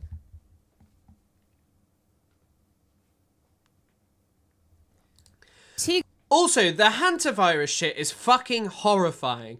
I was going to talk about it, but I didn't do enough research because I'm just kind of getting back to this. And hello, Borgasm, 90666, the devil's number. But the hantavirus thing, being stuck on a cruise ship where people have some insane respiratory disease that basically can kill you in a really short amount of time, that incubates for a very, very... a very long time before it emerges into anything that is seemingly spread now by, can be airborne transmitted, is horrifying. Yo, thank you for the 17 months. Yeah, so anyway, I am very familiar with misogynists calling me all sorts of Yeah, I'm gonna be real. I'm glad I'm not a woman on the internet. Like, genuinely, just being a woman on the internet just seems... I'm glad that that's not something that I have to deal with, like, people just being fucking horrible to me on the basis of that. Like, what can you really say to me? Oh, you're ugly. Like, okay, fine. Or, you know, one time when I had these bent glasses, someone had said I had a slanted face, and I really hated that. And when they started saying I had a negative canthal tilt, but yeah, you know, no, I'm those things are fine. It was on a cruise. Basically, how you get hantavirus is from rat piss, or like rodent piss dries up and then you breathe it in. But now apparently it transmits airborne. It isn't just close contact. It's horrifying. But I wouldn't start like mega panicking. The threat is low. The major issue though is that they're basically saying that people can self-isolate, and I don't know, after the last few years, I do worry, because, you know, you hear about people who kind of, I don't know, you kind of just, just broke those regulations. And I think trusting people, I think they should all be put in a military hospital. But then again, telling people that they have to stay in a military hospital for fucking up to 8 weeks is crazy. And that's tough. Just 8 weeks, the potential last 8 weeks of your life. What they view as like the most humiliating, degrading words that you can call a woman. And they think it's a way to end me and to put me in my place and remind me that I'm actually not a human being. I'm simply an object for them to play with and to treat however they want to. I mean, it is a really interesting thing, though, how that didn't really become part of Western culture, but, like, in places like China, people have been wearing masks for ages. You know, I think whenever I catch a plane from now on, I'm going to wear them because I always get sick. They shouldn't have let them get off that except to go directly to quarantine. Yeah, I know, it probably was. But I think the issue is a couple of people got on fucking planes because they didn't know they had it. And at first they were told, oh, it doesn't spread that quickly. I feel bad for the kid. I only feel bad for the kids in this instance. Yeah, because the thing is too, and who was I... what happened that I was talking about the same thing? I can't remember, but essentially when you are a person who's a public figure and you have kids, guess what? Those kids are on the internet. And if they're too young to be on the internet, they will be on the internet. Yeah, imagine when someone shows Ethan Klein's kids a video of him calling just every person ever a snarker. Do you think when his kids get bullied at school, he's gonna blame snark? He's gonna say that the kids have got snarked. And so not only are they probably learning these behaviors at home, they're also seeing their parent or parents or whoever, whatever adult figure it is. Person who recorded this video, why? Come on, lad. Why are you flipping it like this? Come on, you got to work on that. But good recording otherwise.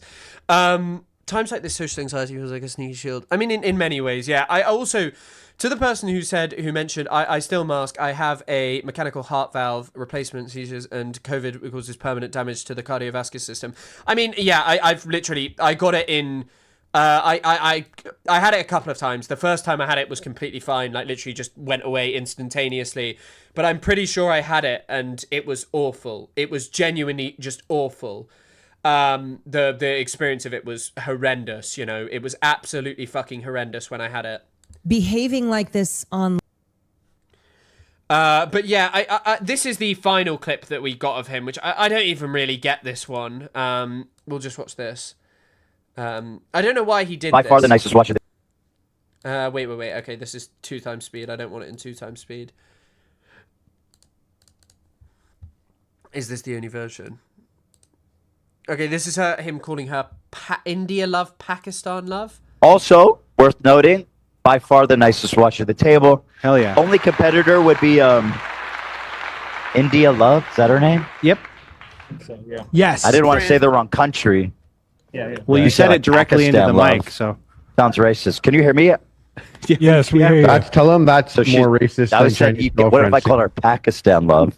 That's worse than singing Chinese girlfriend, I think. All right, stop if I had drinking, to. Ethan. Yeah, Harley said that's worse than singing Chinese girlfriend. But no, but Chinese girlfriend's Sorry, I not can't bad. hear you. What, you said something about... I do know about the Honduras gate thing. Yeah. I haven't read into it. I know what you're talking about, though. That they've been, like, planning to build a media ecosystem, right? And stuff that's going to prevent, or seek to prevent, genuinely left-wing people rising up. It doesn't surprise me. I mean, it clearly exists in the UK right now.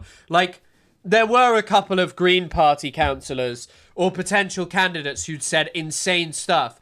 But the Labour Party and, like, everything focused on that. I don't know if any of you saw this. So, a Reform councillor called Glenn Gibbons said that Nigerians should be melted down to fill potholes. That you should basically, obviously, because I assume that pothole is a universal term. I don't fucking know if Americans call them that. You probably call them like holies or something. But yeah, I'm a YouTube viewer and I got a notification for your stream and didn't realize it was on Twitch. Need my Labubu on here too. I'm sorry about that. We haven't got a Labubu set up. Don't worry, members. I will set up some kind of interesting thing for you. But yeah, this guy here who's a councillor said that Nigerians should be melted down to fill potholes, which is kind of crazy. And Reform's deputy leader, so this guy who was giving a speech about how concerned he is about fucking anti-Semitism in the UK, was basically, this guy who's so concerned about anti-Semitism in the UK refused to condemn a guy talking about melting down black people to fill potholes. I'll show you the video. But here you go. This is the video of him many talking. voters do still have concerns about reform, and I'll finish the Ethan Klein thing in a second. Just as you and I have talked about many times, you have had problems on lots of occasions when some of your candidates' views have been revealed to be offensive. Now, as Bridget... I like how the BBC uses the term offensive. If they'd made an anti-Semitic comment... Well, actually, if they'd made an anti-Semitic comment and they'd liked Israel, there would be no problem for it. But had they made an anti-Semitic comment about Israel, there would be a major, major, major problem with it.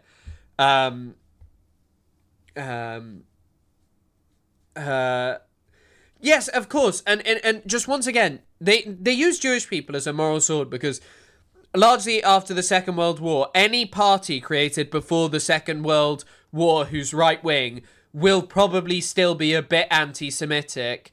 Now, they will generally... It's not a hard and fast rule. There are some exceptions.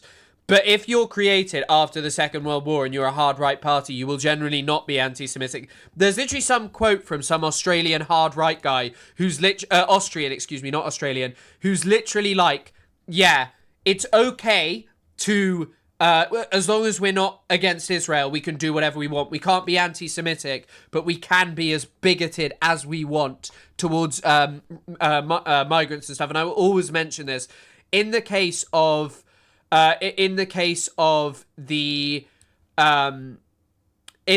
Jewish people in the UK, they were literally spoken about in the same way that the same way that Muslims are spoken about now. Obsession over their sexual practices and such.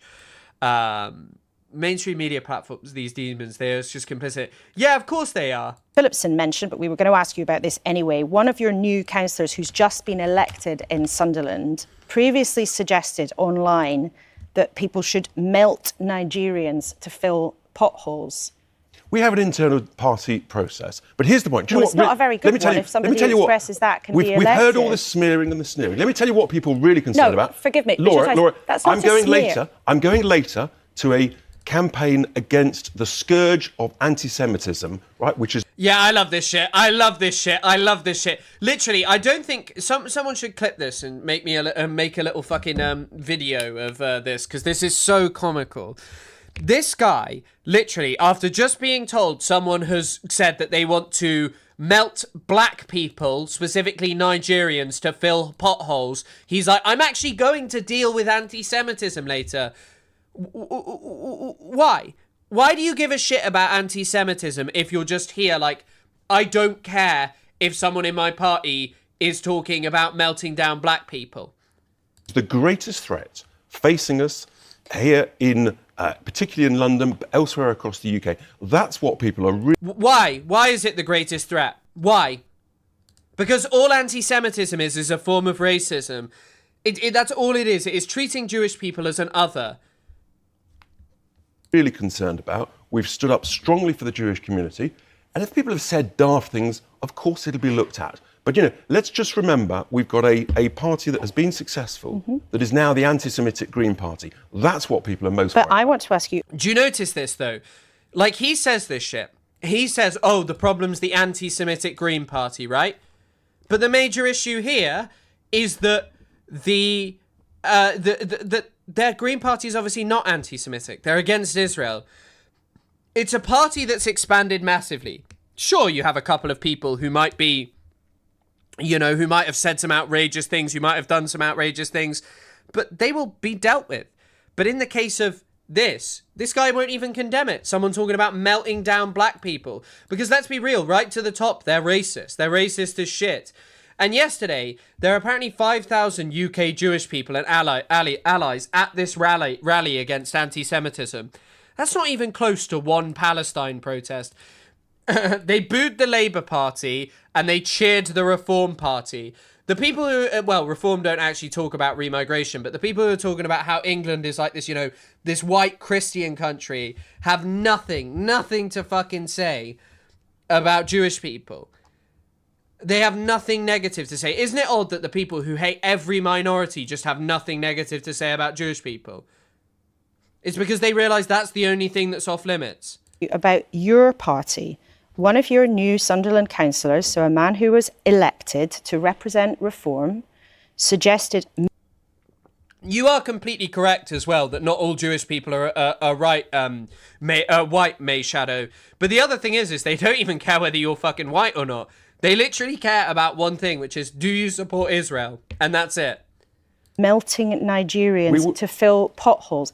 Is that person who's expressed those views somebody you are happy Laura, to see represent Reform? This weekend, we are celebrating our incredible successes. Like any party, you have internal party processes to look at where people have said or done the wrong thing. But do you condemn those remarks? Laura, I condemn anything that is wrong and inappropriate. And is that wrong and inappropriate? The key point is, voters have heard all of this smearing and this sneering against all of us, and they voted for more reform because they want action, they want delivery. They're sick of the failures of the Tories and Labour that have impoverished them because of mass immigration and because of net stupid zero. That's what really winds people up. Richard, and yeah, it's not even just, oh, my mother is a woman. Yeah, I guess it is that kind of thing. But it's like, it's just insane. But there were some other brilliant updates to do with the Reform Party worth noting. Some people quit, apparently, because they didn't realise they didn't get paid to be a councillor in the UK. Another person has stepped down as he thought he would be in Parliament. 2 died before the election. 1 died over a year ago. And several other Reform councillors just may not exist.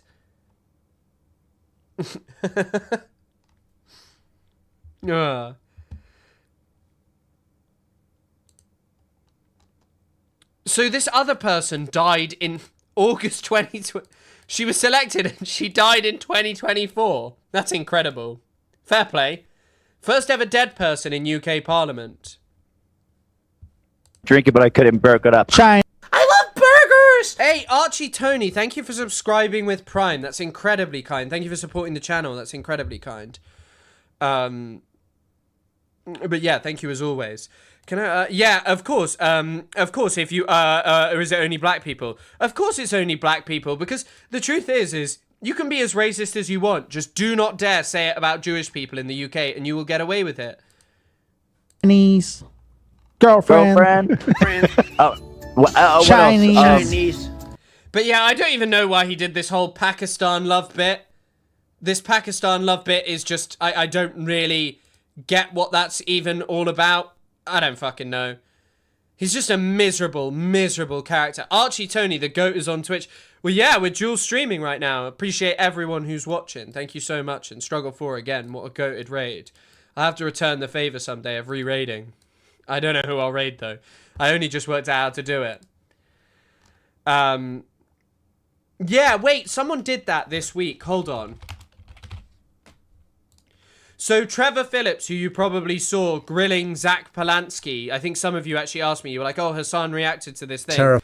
So listen to this. This is Noam Chomsky. This is a Chomsky thing. He once did it switching around things said about Palestinians to said about Israelis. But just listen to this. Just in case Jewish people weren't terrified enough, on Sunday, Trevor Phillips launched an extraordinary monologue at the start of his show on Sky. Phillips went on to pressure his guests to call for restrictions on anti-genocide protests. In relation to Trevor Phillips, I just want to show you a series of quotes and ask you, do you think they're anti-Semitic? The decision to put a 5-year-old Christian girl into Jewish foster care is like child abuse.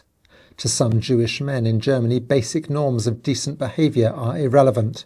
Jews are a nation within a nation. By the way, this is literally what British people used to say about Jewish people. I love burgers and living in Israel. Hey, Silent Scythe, is that...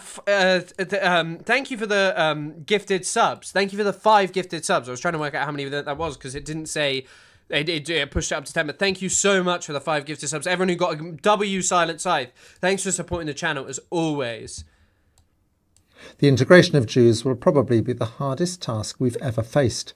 It will mean abandoning the milk and water multiculturalism still so beloved of many and adopting a far more muscular approach to integration.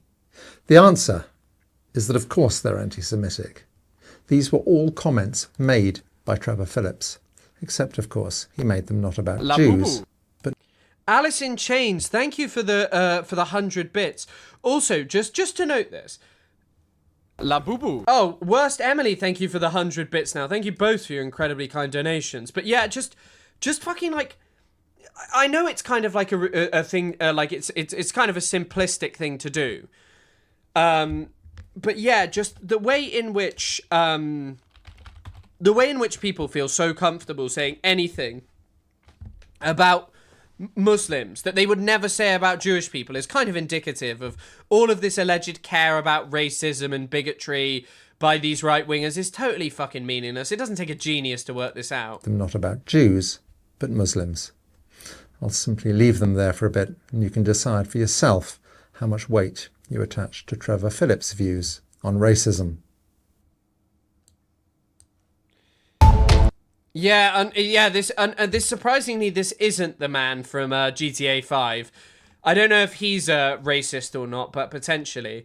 But yeah, I don't know. It's I have done the Zionist or Nazi quiz. I actually have I love burgers. I have a clip of it on my channel. Zon6, thank you for the subscription with Prime. Thanks for supporting the channel. Islamophobia. It's not only that Islamophobia has no consequence. In fact, Valath, I actually totally appreciate what you're saying. The only thing I will say is it is actually really consequential, because being Islamophobic is a great way to win votes.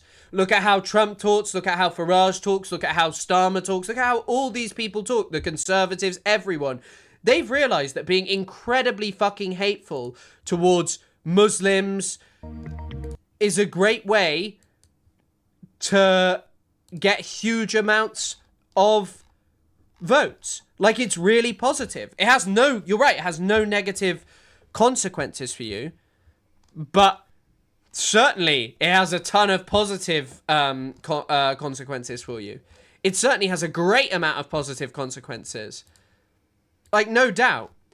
And Zon, thank you for subscribing and supporting these Islamophobic, so I just skip through them. I think the scary thing about the Islamophobic comments, though, is just how normalized they are. How these people feel so comfortable saying fucking everything. Basic and towards some various scapegoats. The Murdoch press fester only learnt anti-Semitic tropes after seeing South Park. I mean, the Murdoch press are just... The things that they're willing to say about Muslims, all of these outlets, is just, yeah... I'm a Muslim who moved to the US to go to college after 9/11. You wouldn't believe the level of normalized institutional and social discrimination that I experienced, but we didn't cry about it.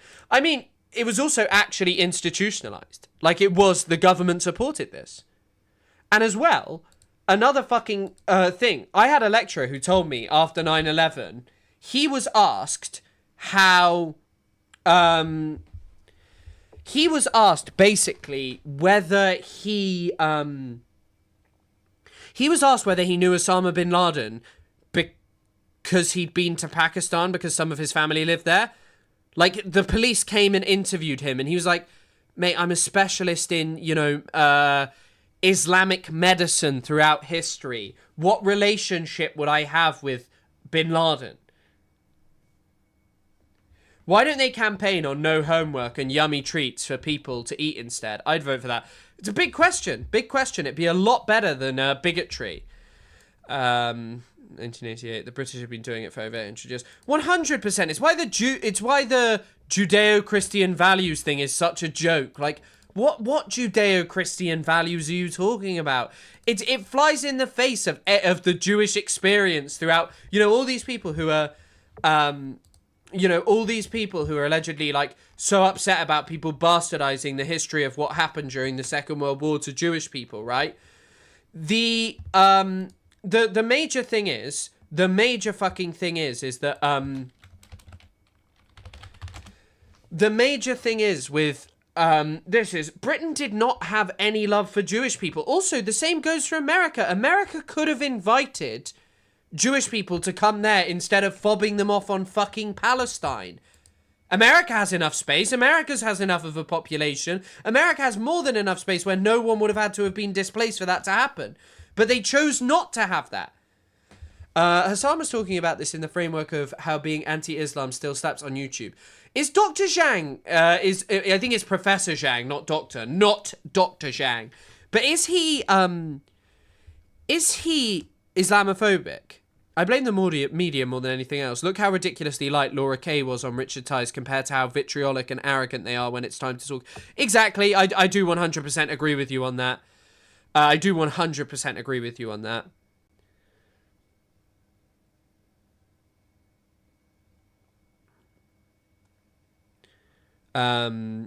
He's just a teacher, right?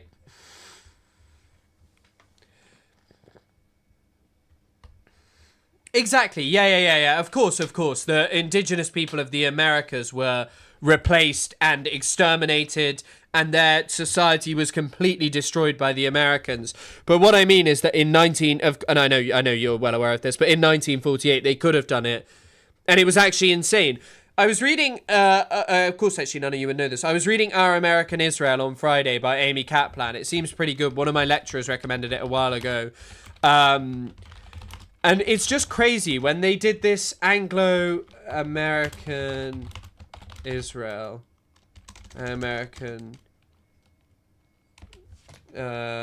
Anglo-American Palestine Committee, Palestine.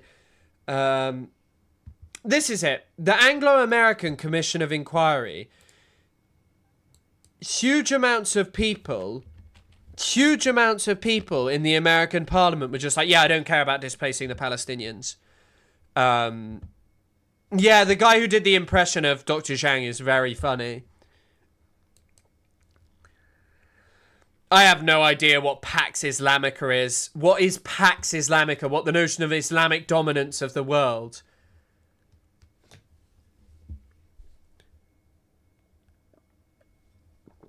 Yeah, I know. I am starting to think. Imagine I had a whiteboard up here to keep my train of thoughts going. The things that I'd be cooking up on there. Yeah, I know. I know the term like Pax Romanica. I've also heard people use the term Pax Judaica, and there's an episode of The Sopranos called Pax Sopranos, right? What's your line with trying to help someone you know falling into the right-wing pipeline? I know there's the protect your peace thing, but what do you think about someone could no longer be brought back? I don't think there's any time that someone can't be brought back. I think the main problem with how we see how to bring someone back is we focus too much on facts. Like, I don't think facts work because, let's be real here, if facts worked and if people really only voted with their interests, no one, not a single person who was poor, a minority, or anything,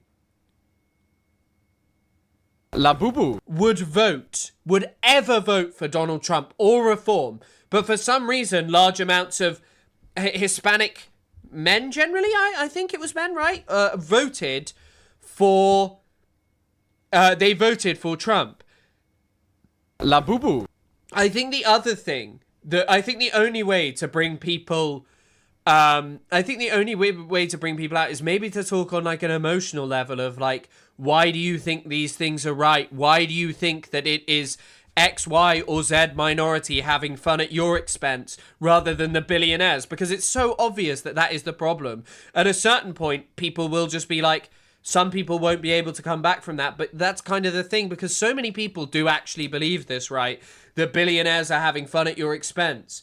And I think on the Palestine stuff, it's something that I kind of think about a lot, because I worry about people who go down the path of like, you know, Candace, or they go down the path of Tucker, where they're actually doing apologia for the American empire and are being like, well, the American empire was ruined by Israel, who doesn't respect this and that, and they're the ones making us do these bad things. And I think you pull people back by explaining to them what America was like and how Israel is just like America in the sense of a settler colony. Lemon Mincat, thank you for the $5. By dehumanizing Muslims, you can dehumanize Arabs, Southeast Asians, Africans, dehumanize migrants and refugees. It's a great strategy. 100%. 100%. And it's like, I guess the term Orientalism is somewhat better in the sense of Orientalism is better because all of this falls under the guise of Orientalism. Because, like, it's just about treating Muslims as an other who are totally different to you. When in reality, most Muslims are literally just trying to live their life. There are some who are conservative, who hold unpleasant beliefs. There are many who are nice and hold, regular beliefs. There are plenty of conservatives who do hold, who are nice people. Not to say that every conservative is just the worst person ever. But yeah, there are plenty of people who hold repugnant beliefs and such, but people treat them as this big other whose like core goal is to take over Western society, and it's fucking horrendous. And it's fucking horrendous that people talk like that. It leads people down the same fucking bigoted paths. And Elephant Fish, thank you for the 50 NOK. Brother, the US had Nazi youth camps, Camp Siegfried, among many others. I don't know much about their fucking Nazi youth camps. I mean, the truth is, by the way, Nuremberg totally failed because it didn't account for so many people who were backers of, the genocide of people like Werner von Braun. Werner von Braun or Braun, either way. Werner von Braun was a Werner von Braun, his V2 rocket factory in Germany had like a high rate of slave deaths, and he was just allowed to go to America and carry on working. And thank you for the 50 NOK. Thank you for both of your donations. Have you watched the old Indiana Jones movie anytime? It's literally insane. Well, my friend told me it was insane, and I was like, no way. But I was just like, really, I was out of it. I've been hitting the things that, the crazy stuff, Anyway, we were watching it, and I fell asleep, but I remember thinking like, right, a lot of this is crazy. A lot of the film is crazy. I don't really remember it that much, though. I don't really remember why I found it crazy, even though I didn't watch it that long ago.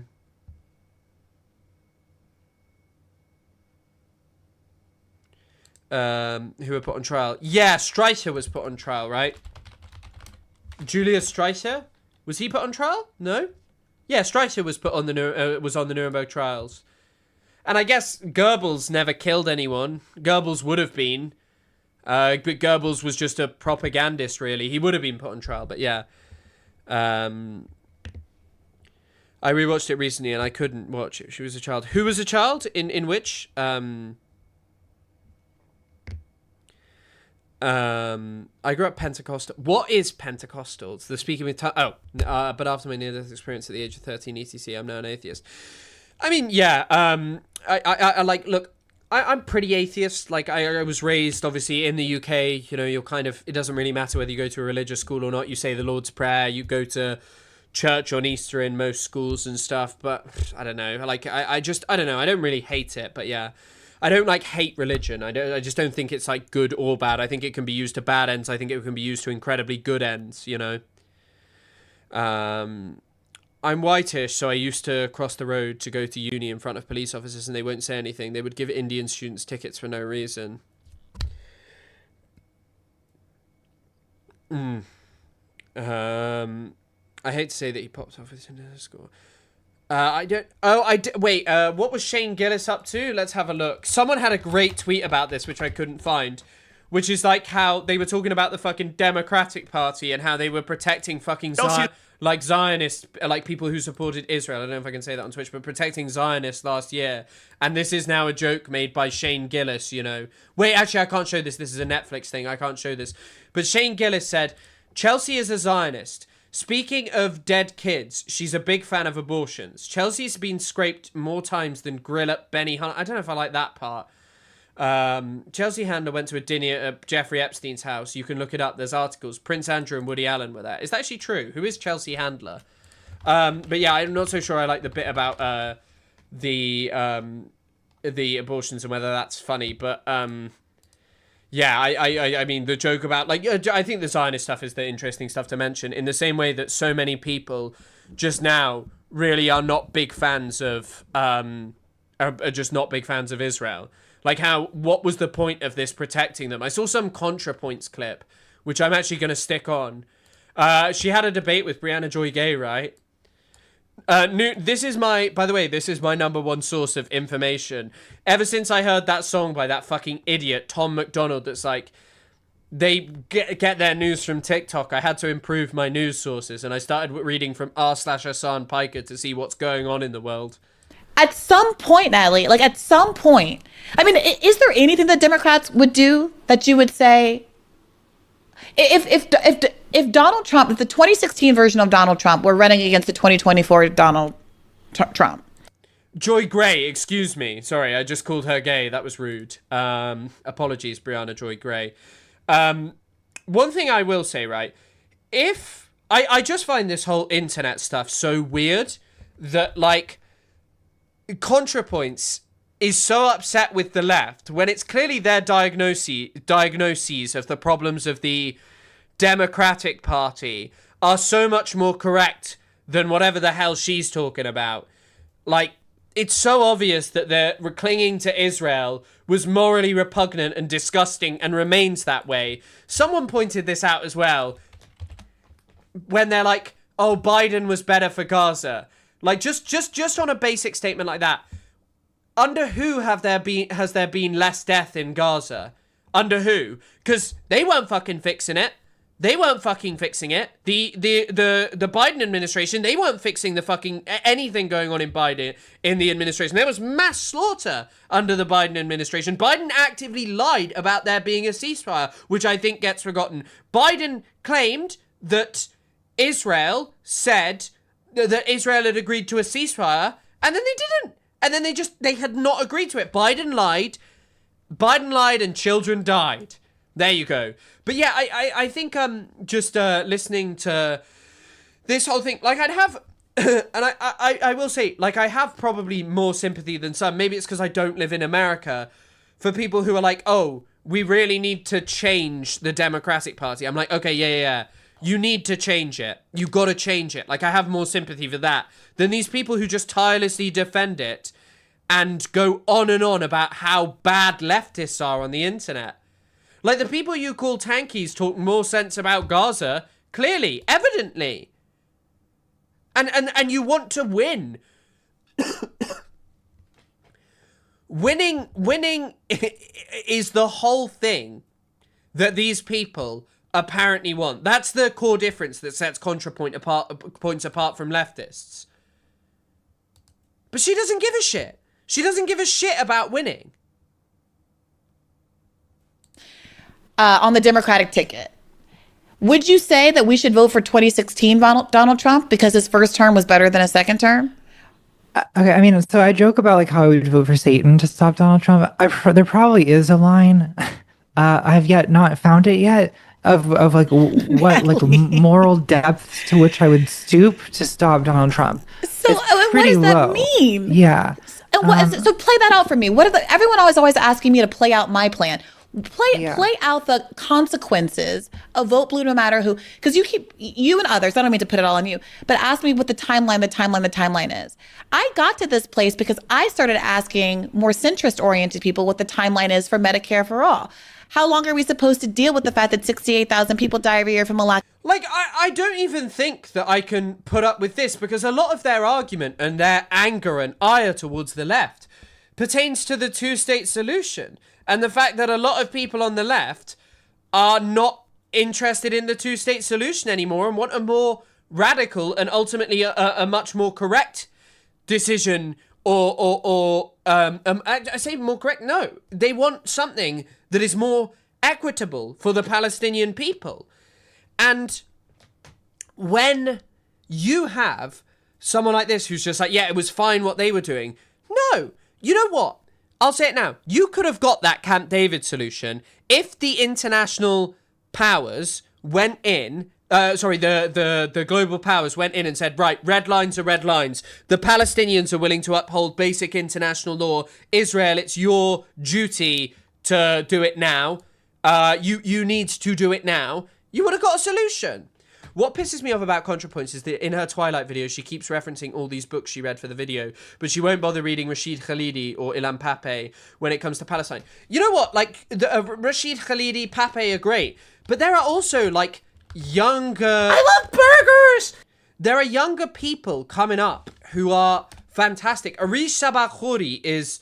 and she's a Palestinian. She's a 48 Palestinian who literally lived inside of Israel. I think maybe still does. I'm not 100% sure. But her research is magnificent on Palestine. But these people won't read it. They won't engage with any of the decolonial literature. They won't engage with Fanon or any of these people. They're not interested. Stopping Donald Trump. That's the problem. That is where the problem lies. They think stopping Donald Trump and returning to normalcy, where the president is judge, jury, and executioner and kills huge amounts of people all over the world with drones because they're not. Because they're allowed to, and they're not restrained, is okay and just acceptable. Also, lack of health insurance. What's the timeline on that? And I had people come to me who were Medicare for All activists in the state of California, who were Bernie's Medicare for All czar. By the way, I didn't really want to comment on it. Oh, also, Stabby Squirrel, thank you for the 2 months at tier 1. That's incredibly kind. And I love the little burger emoji. I'm going to fix up some Twitch stuff this week. To not having to hear about it because it'll be done the right way. I know. And that's the thing. Like, you know, one of the most shocking things, because like Daniel Denver, who we had on the podcast, I like Daniel. I think Daniel's a really nice guy. I think he's produced some brilliant podcast work. I genuinely think Thaura, I will always say this, Thaura is one of the best pieces of educational media about the Middle East that is available to you freely in the world. It is magnificent. Abdul Razak Takriti is a magnificent historian. However, like when we were talking about him, he was just like kind of, I want change if I am to support the Democrats, it will only be with change, major change. And he was also talking about how actually I knew what I wanted to say. Back in 2008, he was like, I was one of the first like people who'd supported Obama to start writing and talking about, Obama being bad. And a lot of leftists didn't want to accept it because he was black. Like, how captured are you by, like, IdPol of literally just going, well, this person is black, so that's anything they say must be right and they could never do anything wrong, that you ignored the things that were happening, that you chose and made an active decision to know that 2016 Trump was not restrained by things that the Democratic Party had done, but what people had done in the opposition to the Democratic Party. And their plans were minimum 20-year time horizons, saying that, well, the argument that was made to me was Gavin Newsom. Oh, and actually, sorry, I know the other thing I didn't want to comment on. ContraPoints looks fried in this. I don't know if she's just tired. I don't know what is going on, but she looks fried. She looks like one time I did a stream with someone, and I was, I'd been smoking on that loud pack. Get Medicare for All in the state of California, that he was going to become president, and that he was then going to bring Medicare for All to the entire country. Gavin Newsom doesn't even support Medicare for All anymore, obviously. I was reading something earlier. It comes from like this Foucauldian thing of the pleb. I'm not enough of an expert. You can read, I'm not enough of an expert in Foucault, but it kind of comes from this thing of this belief that like people have within them this certain kind of knowledge, that they have within them this like specific knowledge because of an experience. And sure, like on Palestine, people from Palestine do know more about the country. And they do have a greater understanding. Someone who's lived under occupation understands it in a way that you, as someone who has researched, will never understand. That you will never, ever understand the day-to-day experience of that. However, that doesn't mean that people just have a magical knowledge and that they're always right about everything. The best example is Iran. Iran is a very broad and large country. You have, like, the... you had like, people who really like the Islamic Republic. I said that thing, which I think is one of the most true statements to someone who I was talking to recently, that the Islamic Republic, by the way, is a brilliant democracy for about 20% of the population who support the Islamic Republic. That is fucking true. It is true. But the problem is 80% of the population doesn't support the Islamic Republic and doesn't love the things that it's doing. So you're creating like issues there, but people would never recognize that there are Iranians who feel differently. Who should we listen to? We should build up our own knowledge and also, yes, use people who are from these places. We should try and understand things. Yeah, I paused on a perfect time for the eye roll. I won't vote for Newsom if he's on the ballot. I mean, I think that Newsom is someone who you could never ever bother listening to and watching the content of, supporting, because he lost a debate to Ben Shapiro about Palestine. And the state of... And by losing a debate, sorry, he didn't even debate, he just like went, yeah, actually, no, I was wrong to call Israel mean things. But you're against Platner, and he's one of the fighting the Dems need. I mean, the thing is, Brady, is like, I think Platner is a line. Well, I don't think Platner is a red line for me in the sense of like, it's not just that Platner was an American soldier. I don't like that in the first place. But the thing I really, really do not like is obviously the Reddit posts. I care more. The tattoo is awful. You know, the tattoo is crazy shit, but he's an American soldier. That part doesn't surprise me that much. But just him posting, I like doing killings. And I think with Platner, though, I've kind of reached this point of like, I don't like it, but I don't live in Maine. I'm not American. I don't have to deal with this stuff. You know, it's like, it sucks. I think we've just kind of talked it to death. And I just don't trust him. I don't like what he stands for. And I kind of worry with that kind of stuff. Well, like, what he stands for is seemingly good. But I just worry about the stuff that he has posted on the internet. Well, there was some that may have been pro-communism, but there was some that was like, I enjoyed killing people in the US military. And I just don't see him, like, strongly denouncing that kind of stuff, you know? California, with its overwhelmingly Democratic legislature, has... But I will say, vis-a-vis Platner, the really interesting thing is that these people don't... People like ContraPoints don't like Platner. But Platner's winning. Platner is winning. They don't like him. Also, guys, I'm really sorry. I am going to have to put on a little bit of music because I am absolutely bursting for a pee. We're going to put on Intifada by Riyad Awad. I'll be back in like 2 minutes. I'm sorry, guys. Enjoy a bit of music. I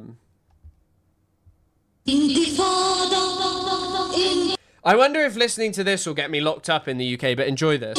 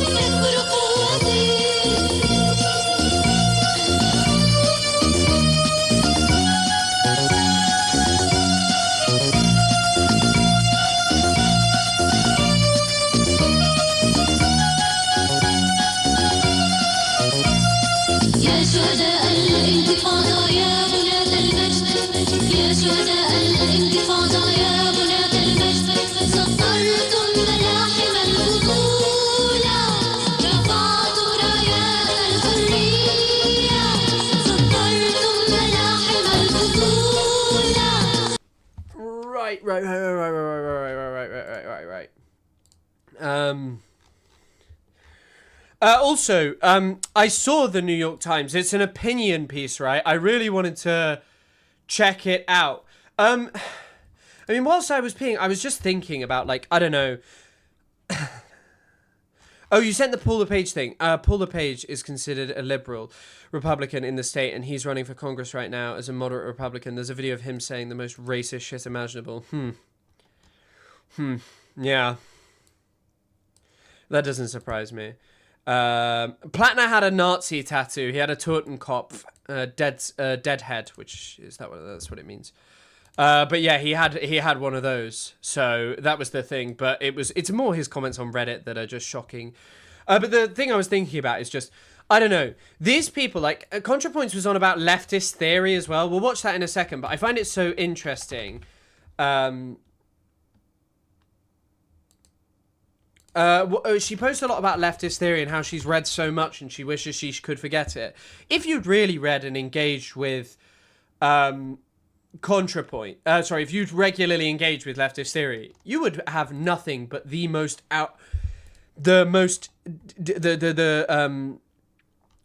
like virulently anti-Israel opinions imaginable if you'd really read and understood leftist theory.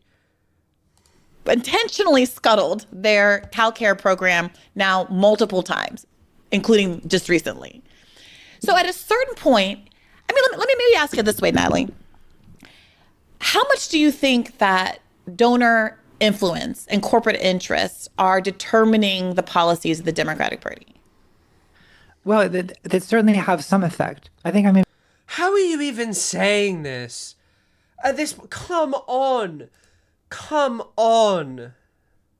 We don't think they have quite the level of effect that you do, because yes, they have some effect, but they also, like, at the end of the day, do still need to get elected, right? So I don't think there's an infinite capacity for corporate influence. Like, there's a limit to how far you can push it where people will stop supporting you. This is kind of my point, that we saw that limit with Gaza and they didn't care, right? Like, Democrats have tried over the years to, like, I mean, Obama came fairly, like with the Affordable Care Act, they came... Is ContraPoints always this incompetent of a speaker? Fairly close to getting, not Medicare for all, but a single payer option. Well, Natalie. Fairly close. But they being shot down by Joe Lieberman. Okay, but like, why is it, Natalie? We know how slim the Republicans' margins are right now, right? Yeah. And yet they managed to do everything in the world. Why is it that Barack Obama had a supermajority? When we say it was scuttled by Joe Lieberman, we're saying that he was the 60th vote in a supermajority. Yes. And why is it that it seems to be the case that Democrats are always 1 or 2 votes shy from doing the thing that, 75% of... By the way, Keir Starmer has, I hope you guys realize, Keir Starmer has, basically unlimited power in the UK, and he does nothing with it. He does nothing positive. They're about to renationalise British Steel, but they could have just instantaneously, okay, a lot of you are Americans, so you won't know this, but in the UK, right, there's this company called Thames Water, and it's like a water company. It was sold off. The Thames Water is absolutely horrendous. It is perhaps one of the biggest examples of just failures. It's massively in debt. The water pollution, and this goes for all water companies across the UK, they were all sold off, and it has been catastrophic. So many of them barely function. There's regularly just poison in our waters. There's regularly poison in the seas, making them, well, it's waste, but not literally poison, but it's poisonous to be near them. And it's kind of just unbelievable. Yes, I know it's called British Steel. Sorry, I should have reiterated that. Of course, anyone who knows the great... Jack, I was literally about to say that. Nigel's plans are sorted. His future has been nationalised. But anyway, these companies, they could be instantaneously renationalised. All the infrastructure would still be there, but they don't do it. They don't do it. There's a guy on here, I don't know what his leaning is. His name's Tom Nichols. Tom Nicholas. Sorry, excuse me. I thought his name was Tom Nichols. That shows you how bad I am at reading. Bad at reading quickly. He's got a video called 43 Months to Save Britain. If you want to watch something that's about what Starmer theoretically could do, because he's cooked at this point, right? He's cooked. Starmer's cooked. He could just do amazing things, just instantaneously say, right, no, we have to build more houses, we have to nationalise things, we have to ensure that the next government that comes in is left-wing, because that should be the core plan of what you're trying to do, because you're a leftist, right? But he's not doing it. No, he's not doing it. Contra was always better at making artsy-fartsy, heavily edited video essays, which is an amazing skill, and kudos to her for doing that. But I don't know. I'm gonna say she's not very good at speaking. So maybe she isn't cooked. And good luck with your finals. Good luck. I'm sure you'll smash it.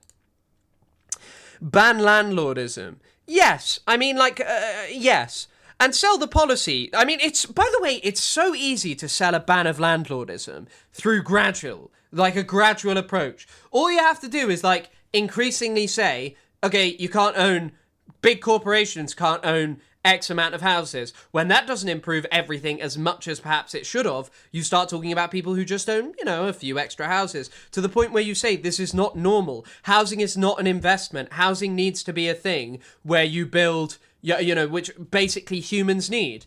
I'm sorry we're jumping around a lot, guys.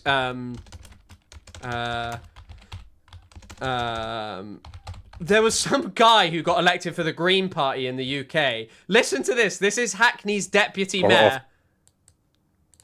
I don't see why any landlord's making profit off rent or off housing, right? If I pay rent to my house, it's for a human right. I'm paying just to maintain at home. I think that should be the basis. So if it has to be a thing where a 2-bedroom flat literally is £600 maximum, then it is what it has to be. And for all the landlords who complain about that, I mean, it's tough luck. I love just how like kind of abrasive he is, just in terms of just like matter of fact, tough. But we're not going around playing with people's lives. So the idea is to have a cap on how much an individual can charge rent. I mean, housing is a human right. Do you know what I mean? That's what we believe. That's what the average person believes as well. And if you have a system where someone can't charge £2,000, which is extortionate, by the way, £2,000 extortionate for a house, then you're going to have a much beneficial system, right? Many people spend 6% of the housing costs, 6% of their income on rent post-tax, right? If you can reduce that number down to 10, 15%, that's a lot more disposable income for other methods. Do you know what I mean? I don't see why any landlord's making profit off rent. Yeah. He's the deputy mayor, so it's a green mayor. This guy is just straight up, I mean, he's right. He's completely right. It's not right. It's not right that, okay, someone earning, how much is 40 grand? £40,000 to dollars. So if you live in London and you earn $55,000, you basically can't live, it would just be like New York. I mean, New York would be the same, right? But like a person who's just getting into the world of work and is earning £40,000, that's above the UK national average salary, by the way. They're struggling to live because of the price of rent. And struggling to live, okay, not necessarily always struggling, but for how much money you're making, you don't have a good quality of life. The country wants them to do. But Republicans always manage to... And yeah, of course, I guess it's actually a common theme everywhere. It shouldn't really have been specific to London. You're right, probably the exact same in Australia. Push through the thing that only 20% of the country wants them to do. Well, do you really think that like Nancy Pelosi, for example, didn't want single payer? Like, I think that she did. Yes. Like, I think... Damn, this does seem really good. Maybe a long form reaction to it would be fun. It would take so long. It's like 3 hours, right? But yeah, £1,200 per calendar month in Hackney, and that's cheap. Yes. That is. I pay 1k a month in East London. Exactly. What is the fucking point? The major advantage that you have if you spend your time living at home, what do you get?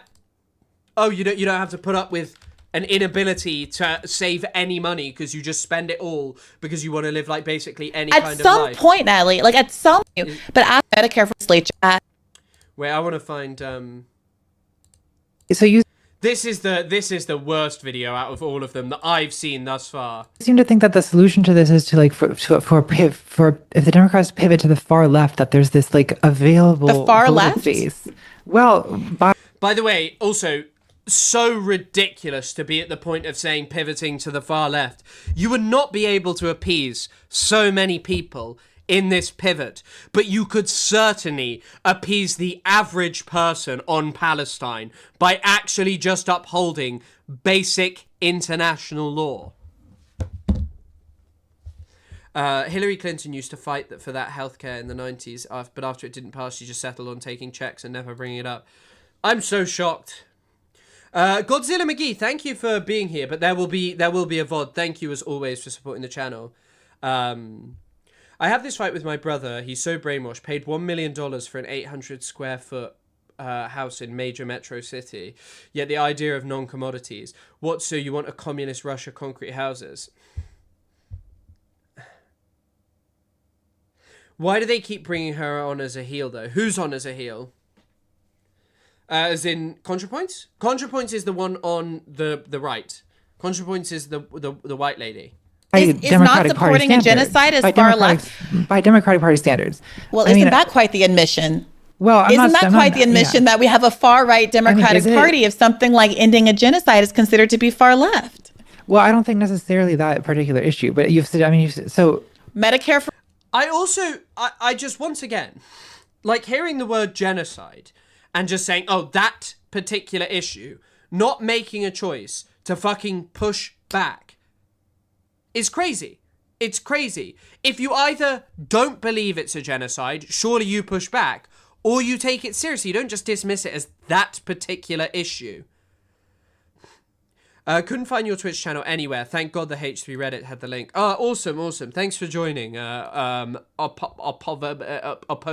MNC. Thank you for joining. Thanks for supporting. For all. Raising the minimum wage. I don't know. To be clear, I don't necessarily think any of that is far left, right? But like... It's populist. It's centrist. I do think, I was reading something that was kind of like a bit of a centrist look at economics. It was talking about how raising the minimum wage is not actually what really works. And it's actually much more, it has to be much more of a focus. And it kind of, it's funny that they don't talk this way a lot about like your income that you have to spend on things. And I mean, in America, this is fucking insane because you basically, it's reliant on pillars of society, you know, like services that are provided for you because you need them to exist and live in, housing and food. That money, you have to have money after that. And the problem is so many people in this fucking country have nothing, have no money after they pay for the basic necessities. And the other basic necessities that are provided for free do not work. Politics. Seems to be. Yeah, but your position seems to be that like there's this sort of like available untapped voter base that will manifest if the Democrats run on these issues. But why doesn't that voter base manifest in the primaries? I guess is my question. Well, you refuse to acknowledge the riggedness of the primaries. Yeah. You refuse to. So I don't know what to tell you. That the primaries are rigged, but I just feel it's not my position. It's the people who rigged the primaries position. They are openly admitting it at this point, Natalie. I feel the argument that the primaries are rigged. Yes, 50% of consumer spending in the US is by the top 10%, and the 60% is done by the top 20% in the US, which is just incredible to think about. If you own a house and an electric car, you pay less for living right now. That's completely true. You're completely correct about that. And I don't disagree with you on that. I don't disagree with you on raising minimum tax threshold and all of this stuff. I don't disagree with you. And I think especially tax loopholes are fucking insane. The amount of ways you can get out of paying taxes, rather fantastic, you know. And I think that's exactly like a solution you can be talking about. Ever heard of the invisible hand of capital? In my understanding, I think Chomsky said this, the invisible hand of capital is much more that capital would never flow out of like a country like Europe to a foreign country, because even if you'd be able to get stuff for cheaper, they would have this kind of guiding principle within them that they should do the benefit of the vast majority in their society. But yeah, I think that you're completely correct about that. And what I mean is like that raising the minimum wage is not like a magnificent idea in the sense of that. Well, it's not a bad idea, you know, for like someone to campaign on. It's something that's basic and very simple to give to people of being like, hey, I'm going to raise the minimum wage. But it's not quite the fix that we imagine, and that the focus has to be more on the ability of people to, there has to be larger on the ability of people to, it has to be like larger on the ability of people to actually live their fucking lives, especially in this country, which I guess is kind of a difference to the US because you're already missing one of the basic services, which is healthcare. Like, I feel like the evidence does not rise to a level where I feel like rigged is an appropriate description for what happened. Well, how would you like? I frankly, I use the phrase finger on the scale when I first brought this up in our conversation. Yeah. Oh, so you know, I don't need to use the term. I mean, if that is just a semantic issue, then we don't have to use that word. Like, okay, so like again, to go back to 2020, like okay, so there's a sort of minor conspiracy of of center left candidates dropping out so that Joe Biden gets all of the voters available to that. That strategy simply would not work if the more progressive candidate Bernie Sanders had, if there were just simply more voters for the progressive candidate than there were for the center left candidate. But that turned out not to be the case. Yeah, I think, there's a few things that happen. As you are aware, many fewer people vote in primaries than in general elections, and it tends. Like, standing Hillary Clinton, when did they even stand there? 2015 would have been when she was in the primaries, right? Or was it in 2016 as well? Anyway, whenever Hillary Clinton was stood against Bernie, obviously that was just a horrendous decision. As I did in 20. Now I don't have any way to live alone. I live with my family now. Yeah, I know. It's kind of fucking insane. It's a major, major, major issue. It is insane how just much of your money is just eaten by rent. To be more. Yes, exactly. There's, by the way, also, if you look at loads of the places in the UK where there's loads and loads of problems for women, and that never gets spoken about, and doesn't really get spoken about by even a lot of maybe there is definitely feminist discourse about this, but by generally when we're talking about generally when we're talking about feminism, people don't consider that a lot of women in northern parts of the UK, in northern parts of the UK, because there's not really good travel and because that's degrading, they're just locked into living at home constantly. This argument is so dumb. Biden picked up so many progressive policies that he didn't follow through. Yeah, it's even stuff. Oh, there was some fantastic Kamala policy that was a great example of this. How they'd spent so much more on financing and funding and backing Israel than they would on it. I wish I could remember it right now. More plugged in conventional media, mainstream media, watching folks who are tuned into their MSNBC every day, and exactly the people who are getting the overwhelming message that someone like Bernie Sanders is not electable, which we know not to be true. But this, in terms of the head-to-head polls, this is a problem that that ought to be solvable by generating energy to vote for more progressive candidates in primaries. Okay, right? now we're talking about the same thing. If it's Kamala Harris's fault that she lost in 2024, then isn't it also kind of Bernie Sanders' fault that he lost in 2020? What do you mean? How do you mean? Well, by failing to generate the energy or to well, yes, but here's the problem. Here's the problem. Campaign in South Carolina or whatever we think is the condition that Bernie would have to meet to win. The problem of how to overcome the media, and I don't want to overstate. I really want to say $70 million worth of earned media that came out of Biden's South Carolina win. Bernie fundraised everybody in the race, but there's only so much you can do about the entire media infrastructure, hailing Joe Biden as the king of the blacks and the ultimate winner of the election after winning one southern state that's a red state that actually has no bearing on the outcome of the general election, right?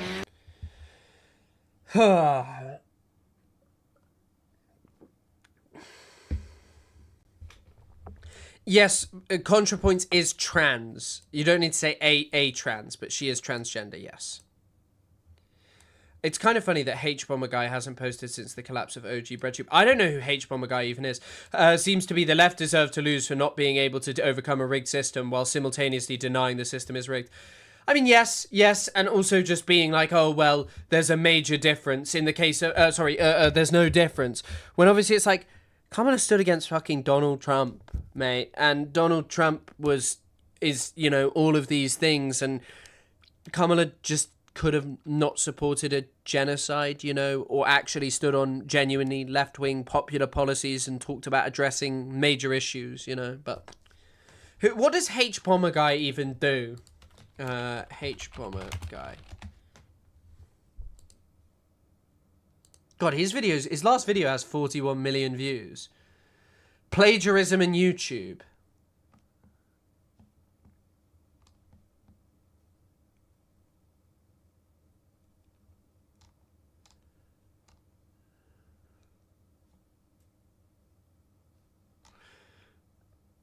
The No Man's Sky rant. Sonic law analysis. Interesting. Is he British? He had a Roblox video. Oh. I did want to... Apparently this is from a New York Times piece. that I want to read because apparently it's quite significant. No one escaped sexual assaults, and there's a trigger warning, of course. Not all were raped. I would say, but everyone went through humiliating, filthy sexual assault. Details on the individual cases of Palestinian prisoners abused in Israeli detention, interviewed by the NYC. By the way, this is like a real snap back from listening to what ContraPoint is saying, because I think it reaches a certain point where all of these years of colonial Western supremacy and imperial dominance over the world becomes morally unacceptable. It was always morally unacceptable. It was always unacceptable. Sami al-Sai, a 46-year-old Palestinian journalist, said guards beat him, stepped on his head and neck, stripped him naked, tried to force a rubber baton into his rectum before one guard shouted in Hebrew, "Give me the carrots." He said guards then assaulted him with a carrot while laughing. It was extremely painful, he told Christoph. I was praying for death. A female guard allegedly grabbed him by the penis and testicles and joked, "These are mine." Al-Sai said guards later left him handcuffed on the ground when he realized what he realized was their smoking break. When he was finally dumped into a prison cell, he said he discovered other people's vomit, blood, and broken teeth crushed into his skin. He told Christoph he believed the abuse was partly intended to pressure him into becoming an informant for the Israeli intelligence. I saw a horrible photo of Khan Yunis just gone. Anyone who can't accept genocide is a red line. I know, it really is a red line. And by the way, I always think of this specific account from the Sunday Times, where they talk about this Palestinian guy who'd done nothing, like he was never found guilty of anything.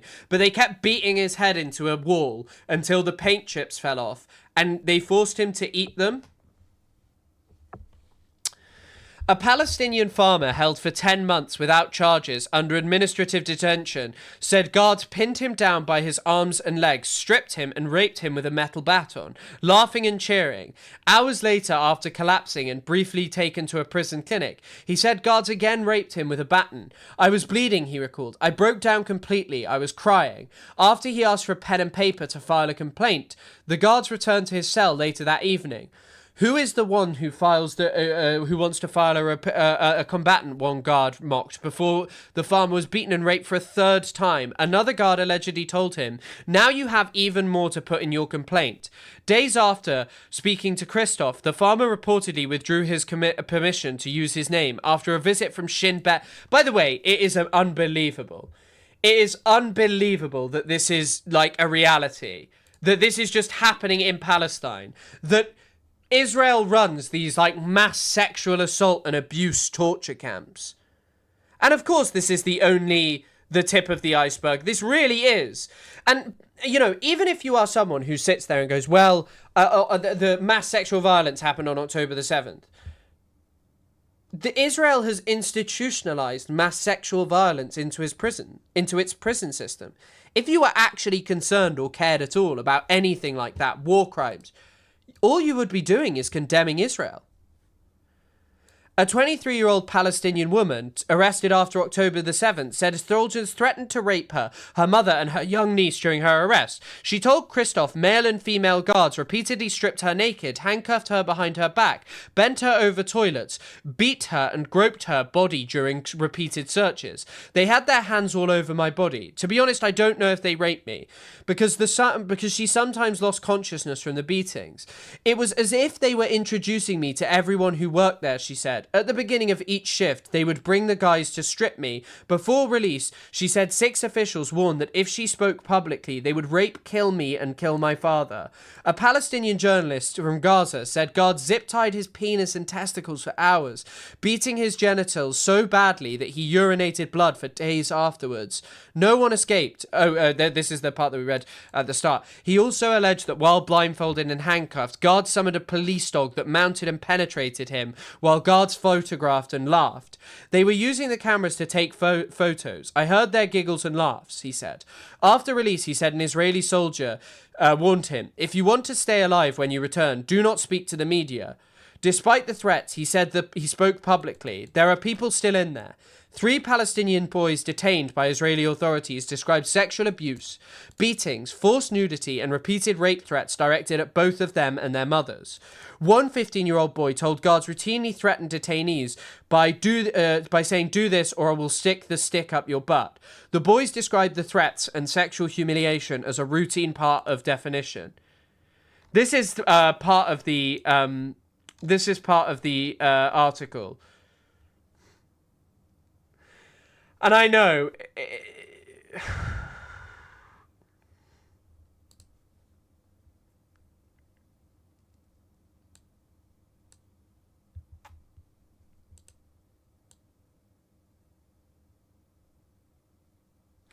I don't even think... I think a lot of this has a lot to do with how Palestinians are stripped of their humanity in Israeli society, that they're told that they're the inheritance of the Nazis, and this happens in mainstream Western media as well, that Palestinians are separated from being reasonable human beings who want to live with dignity and decency, and instead are portrayed as literal Nazis who the only thing you can do to them is kill them. That's it.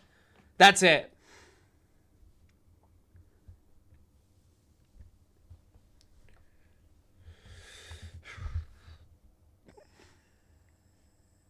What Palestinians have suffered through without talking about how it may make Jewish people fat, then we're being anti-Semitic. We have to think about how they feel. Yeah, I mean, right now in the UK, having to put up with just this thing of apparently how the government needs to do more for pro-Israel people, basically. And apparently that's a reality that I should deal with and just accept is fucking insane. Our government does nothing about this. In fact, they silence this kind of stuff being spoken about.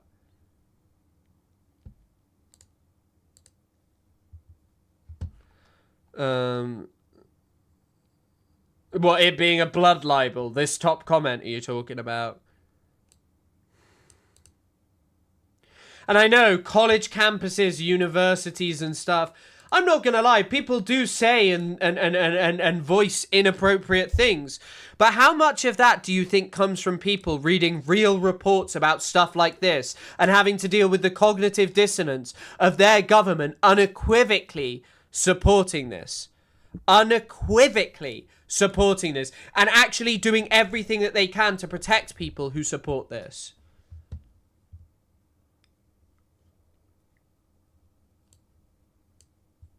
And yet, they knew about it. They used to call it Boy Love Thursday. But it's called like Bachi Bazi. Bacha Bazi. It means boy play. It's and they knew that the Afghan warlords they were backing were doing it. Some people become all restrictions removed. Russian prisons are a great example of it too. Are they? I don't know. It's, you know what? Sometimes I hate the term evil because this is all done for political reasons. This isn't like just random evil. This is being done because Israel's Minister of National Security thinks that you have a right to do absolutely anything to Palestinians and nothing is done about him. He thinks that anything is acceptable and morally okay.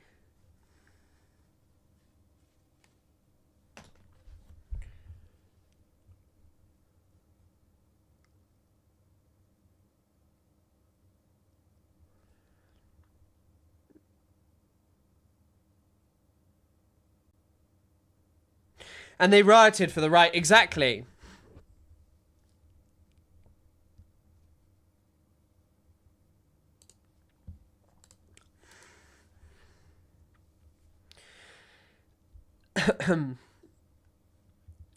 He's just saying what 90% of Israelis think. Yep, and the dehumanizing of Palestinians. The US still perpetuates these crimes. Yep, look at what was going on in Guantanamo Bay. Look what they did to Vietnamese people. Look what they did to anyone they could get their hands on at certain points. Look what Tectone's dad was up to. It is crazy that if someone said you can do anything to this person, and they seem to lean towards very, very often. I mean, yeah, I think you could look at Fanon's work. I think you can look at Fanon's work about how there's how colonialism is like a psychosexual thing, that Israelis actually view Palestinians as really prudish, and there was a lot of this when they were trying to expose, they were like, oh, look, women in Gaza have lingerie or whatever, and they're actually prudes. It's because it's one way that you can get deep inside of a Palestinian and humiliate them in another way,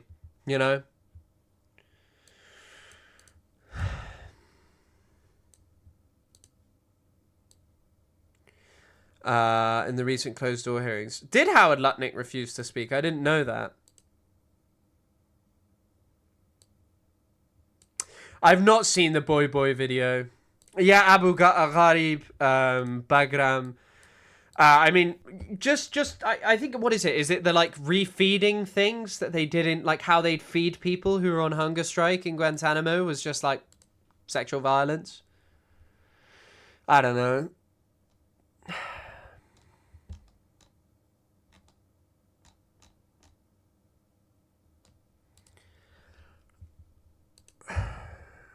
I don't know Boy Boy, really. I'm sure they're great. Okay, anyway, to move on to a slightly lighter topic that's actually, by the way, incredibly interesting. I don't know if any of you have been following the Eurovision stuff. The Eurovision stuff is incredibly interesting. So, as we kind of spoke about it earlier, I'm not a big Eurovision fan at all, and England are terrible at fucking Eurovision as well. Not that I'd care if they were good or not, but throughout the last 2 years, Eurovision has been growing a lot of problems. So, countries boycotting Eurovision. So Iceland. So here you go. So Iceland, Ireland, the Netherlands, Slovenia, and Spain have all opted not to take part in the protest in the context of the Gaza war. Thank you, Wikipedia. As well as the Israeli government's attempts to influence the results of the previous two editions. This marks the largest boycott in the contest's history since 1970. So, basically, these countries have been boycotting. They've been boycotting for a while. These are obviously pretty major players. You know, one might say, well, Iceland doesn't have that larger population. Ireland doesn't have that larger population. Neither does Slovenia. But the Netherlands and Spain are pretty big countries, you know. Relatively, I may actually be wrong, and maybe I got the populations wrong. But either way, these are sizable European countries, aside from Iceland, who aren't participating in Eurovision. They're not participating because of Israel. The second part is really what's been spoken about quite a lot today. So there had already been a lot of reporting about this. But the reason that this is so important, and by the way, this is why cultural boycott is so important. You know, I've mentioned the story. There was a South African guy who literally blew up a nuclear power plant because he wasn't allowed to do Olympic fencing because of his country's apartheid. But anyway, Israel basically developed an obsession with Eurovision. And so, at this point, the United Nations, when they were accusing Israel of committing genocide, which the New York Times, of course, has to note that Israel vigorously denied, was calling up Iceland's national broadcaster head, Stefan Eiríksson, and saying to him, can you do something about what's going on with Eurovision? And he apparently said, I'm a little bit surprised why this is a matter that the embassy is looking into. So the Israeli embassy was very stressed about potentially being banned from Eurovision. And this is because in 2018, Israel won Eurovision, and they started to see it as like a really good propaganda tool. By the way, I don't know who this lady is, but this is a crazy ass photo. Look who she's fucking with. Benjamin Netanyahu. Jesus Christ. Back in I don't know when this was, but crazy ass photo here. And Benjamin Netanyahu having a great time with some Israeli musician. I think I've heard this lady's music and it is utter crap. But yeah, Israel basically saw it as a massive propaganda tool. So they invested 100K that year. And this number has only increased. They put in 800K in 2024 to influence. And one of the things that they've been telling people to do is vote 20 times. So the most amount of times you can vote is 20 times. And they were encouraging people to. Netanyahu even posted this. New day will rise. Vote 20 times via SMS official app Eskvote. I don't know what Eskvote is. Anyway, so Netanyahu was encouraging people to do this. Israeli politicians, the deputy ambassador to Austria. Apparently he even contacted diaspora groups to rally support. And there was this increasing issue of, hang on a second, what is going on here? You can probably just manipulate the vote as a soft power tool. So Israel was basically encouraging people. And look at this. Look at this. Here you go. So this is Spain's popular vote. Spain is a country where Israel is deeply unpopular. Of course there are Spanish people who like Israel. There were Spanish people who liked fucking Franco. But look at the percentages. Oh, I apologize. Sometimes I just call him Bibi, and I do make the mistake. Benjamin Netanyahu. Anyway, Spain's popular vote in 2025 Eurovision Grand Final. They received a third of the vote. Look how far behind Ukraine was. So you can't vote for your own country. And yeah, it costs money to vote. Look at this. Like, what is this? Why? Why would Israel achieve 47,000 votes? Why? It doesn't make any sense. It doesn't make any sense at all. And, you know, so not only does Israel view this as an amazing soft power tool, they also have used it for propaganda.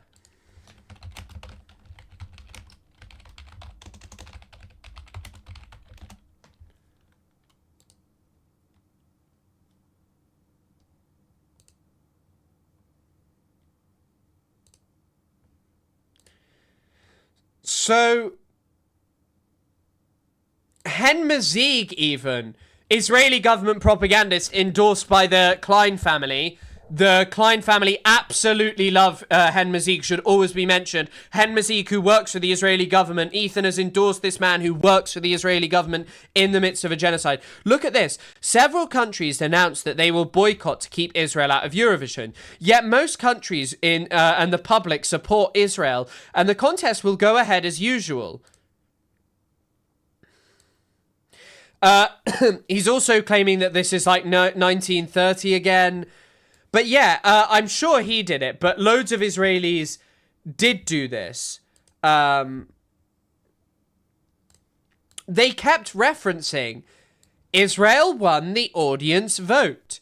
Eurovision changed the rules for the first time to discriminate against Israeli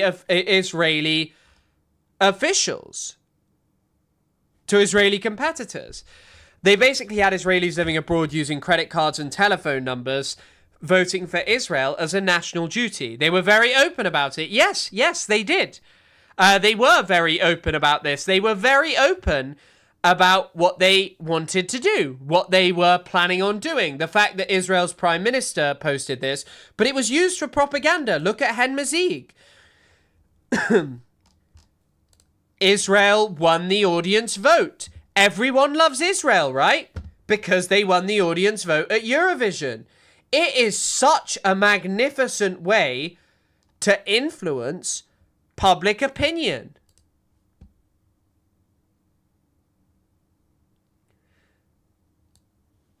Look, here's Hen Mazig using this to do propaganda about how this is an anti-Semitism situation. And no one else will boycott, by the way. The boycotts are already in place. And I will say, by the way, just vis-a-vis Morocco. Morocco was once in it. It's not where you are. It's whether you want to compete and whether you're in the European Broadcasting Union, which Israel is. They now say Israel cheated in the Eurovision public vote. So we somehow manipulated the entire world's public, but still didn't win. That's not cheating. That's failing. If we were that good, wouldn't we make sure we actually win? Jews win, they rigged it. Jews lose, they rigged it. Do any of you also see how this is just like fucking Ethan Klein, how everything is to do with anti-Semitism? And yet, 1 year Israel was booed and the competition, the 1 year Israel was booed and they just ignored it. Also, 2 of you have said this now. Israel also did this for the NBA All-Star, getting an Israeli basketball player on the team. The fan vote had him more popular than LeBron, Steph Curry, and Kevin Durant. That's because, like, I don't think, by the way, and once again, the vindication of Slop is so clear. Like, the Eurovision is Slop. Like, talking about it would be regarded as drama. It's not, like, serious Palestine-related stuff in many ways. But Israel views this as an amazing propaganda tool. Israel thinks that by virtue of having these public opinion major wins, no matter what their government, no matter how their government has influenced it, that it's actually anti-Semitic to maybe talk about voter manipulation, that maybe there's something funny. Listen, Israel's promotion efforts could have easily affected the popular vote, an analysis of data found. That's because in some countries, records show so few people vote that only several hundred of voting repeatedly could change the outcome. Israel literally used this for propaganda. That's all this was about. Israel sought to manipulate public opinion by virtue of saying, well, Israel's voting results show that the public actually love them and the governments hate Israel. They manipulated it. It's so obvious. This is Spain's popular vote only, but I would assume most of them look like this.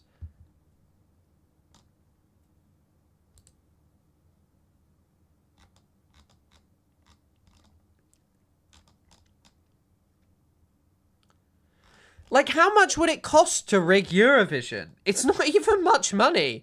Or to manipulate it, to fiddle with it. It's pretty obvious that Israel has done this.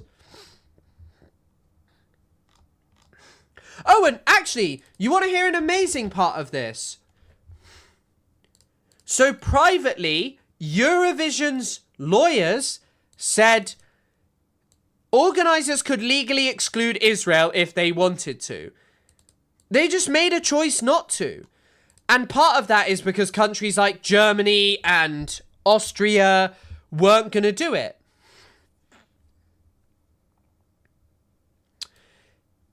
In fact, Austria literally said that they were willing to fucking withdraw in support of Israel. So there are literally these countries who just adore Israel. So apparently Eurovision's finances are in trouble because you lose huge amounts of participation fees. You also lose a large amount of people from that country who are no longer going to watch it. But yeah, I've been listening and lurking, making dinner, but I'm boycotting for yet another year. And I love the silliness of Eurovision. I'm gay, what do you want from me? The way they booted Russia in a breath and then bend over backwards to say it isn't a political show when they explain Israel's presence is so disgusting. Eurovision is my gay Super Bowl, but I will not be engaging this year. Yeah, I guess I don't have a deep regard for it, but a lot of people do. And it's fucking insane to say. It's fucking insane to see this. It's fucking insane to see this. And by the way, other people have talked about this previously. The New York Times article is just a really concise version of it that's really clear about what's gone on here. That's like Israel behaved in this. Israel is ruining Eurovision, and I think that's also the other thing. The thing I'm happy about is all of these countries are out. Even if the country isn't. Even if this doesn't fucking go on. Even if Eurovision goes on, there are just not going to be, there is just always going to be this hole of all of these countries where so many people who are from those countries are just going to be upset because they're losing their slot because of one genocidal settler colony. Israel is colonizing Eurovision. My queer friends, we've all been boycotting it. Yeah, I never watched it, so it's one of those things that I don't really... It's not like, you know, Coke, which is something I actually drunk. But, like, you know, for a lot of people, I assume it means quite a lot missing it. And they could exclude them. There's no legal reason not to exclude them. There's no legal reason not to. There's no reason not to exclude them at all. There was also, by the way, there was also meant to be an emergency vote that was basically just ignored. The Eurovision cancelled the emergency vote because Israel would quite possibly lose. I don't think a lot of people want them there. And so, wait, they had an amazing... They literally played a fucking trick with the vote. So they arranged a vote on whether to limit each viewer to 10 votes and discourage disproportionate promotion campaigns. Okay, that's a thing that everyone was pissed about. You know, you can get them on board, and that seems reasonable, right? There was a twist. If members approved the changes, they would be agreeing to keep Israel in Eurovision without ever explicitly voting on the question. Some members had told Mr. Dvorak that they did not want to be held accountable in their home countries for such a vote. So basically, these governments were asking Eurovision to agree to keep Israel in Eurovision without ever explicitly voting on the matter. So they voted they voted for this without ever explicitly being told what they were voting about, keeping Israel in. It's actually insane.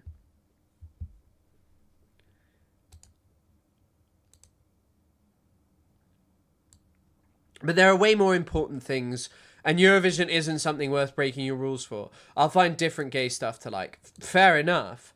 A few years back, someone from the Danish government said Eurovision had gotten too gay, and everyone was like, man's never seen Eurovision.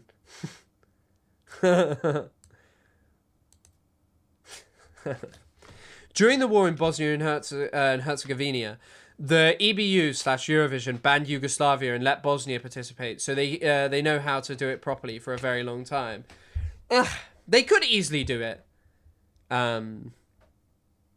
Yeah, there is no reason to include them. It just shows you, by the way, why the sporting boycotts of Israel and why the cultural boycotts of Israel matter so much more than you think. Like, and we were just talking about how Hen Mazig used this for his, like, low IQ Ethan Klein slop. But literally, when Eden Golan came second in the popular vote and topped the voting in many nations where pro-Palestinian sentiment is strong, Ynet News wrote, "The world, it seems, is not against us." It's just yet another fictitious load of fucking nonsense to say, actually, everyone supports Israel. Everyone loves Israel. You're wrong. Everyone loves Israel. It's just...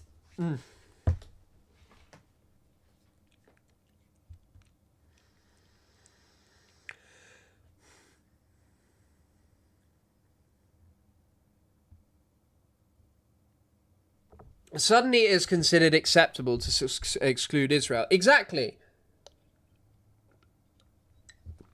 Well, even then, you say their Israeli sponsors wouldn't let them do that. But look at this. So Eurovision, which once launched the international careers of ABBA and Celine Dion, faces an uncertain future. Financial projections viewed by The Times estimated last year that the boycotts would cost the non-profit broadcasting group hundreds of thousands of dollars in participation fees. Mr. Green said Eurovision's finances were robust, but acknowledged struggling to find sponsors. We don't actually know. We don't actually know fully. But it also looks like they're kind of shooting themselves in the foot when it comes to sponsors.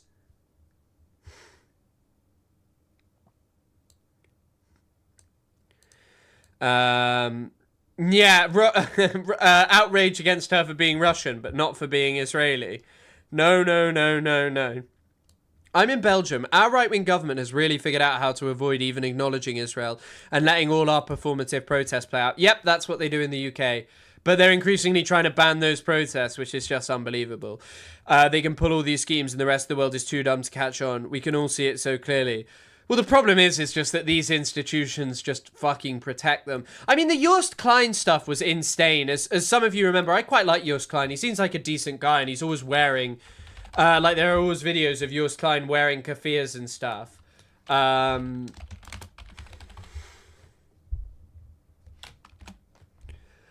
But yeah, he was excluded apparently for some incident involving a cameraman, nothing to do with Palestine. But he also was the one who called out Eden Golan and was like, why does she not have to answer the question about Palestine? About whether Israel is making other participants unsafe. You know, it's like that minor act that just puts you in this situation where, you know, it feels like a certain funny business might have gone on.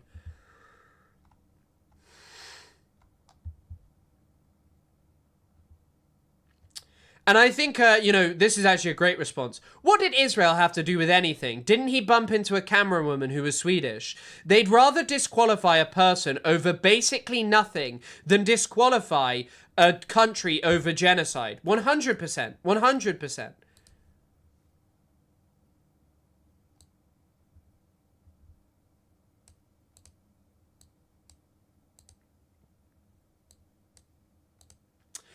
A lot of people say that Joost Klein wouldn't have won it, but I don't know.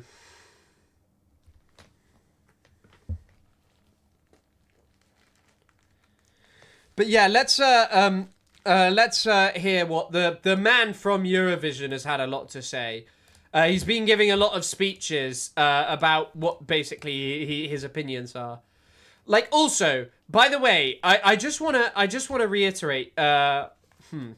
Look at the title of the New York Times piece. They must think that their reporting is pretty robust because it feels like you could get sued quite a lot for this. But look what they've put. How to win Eurovision with just a few hundred voters.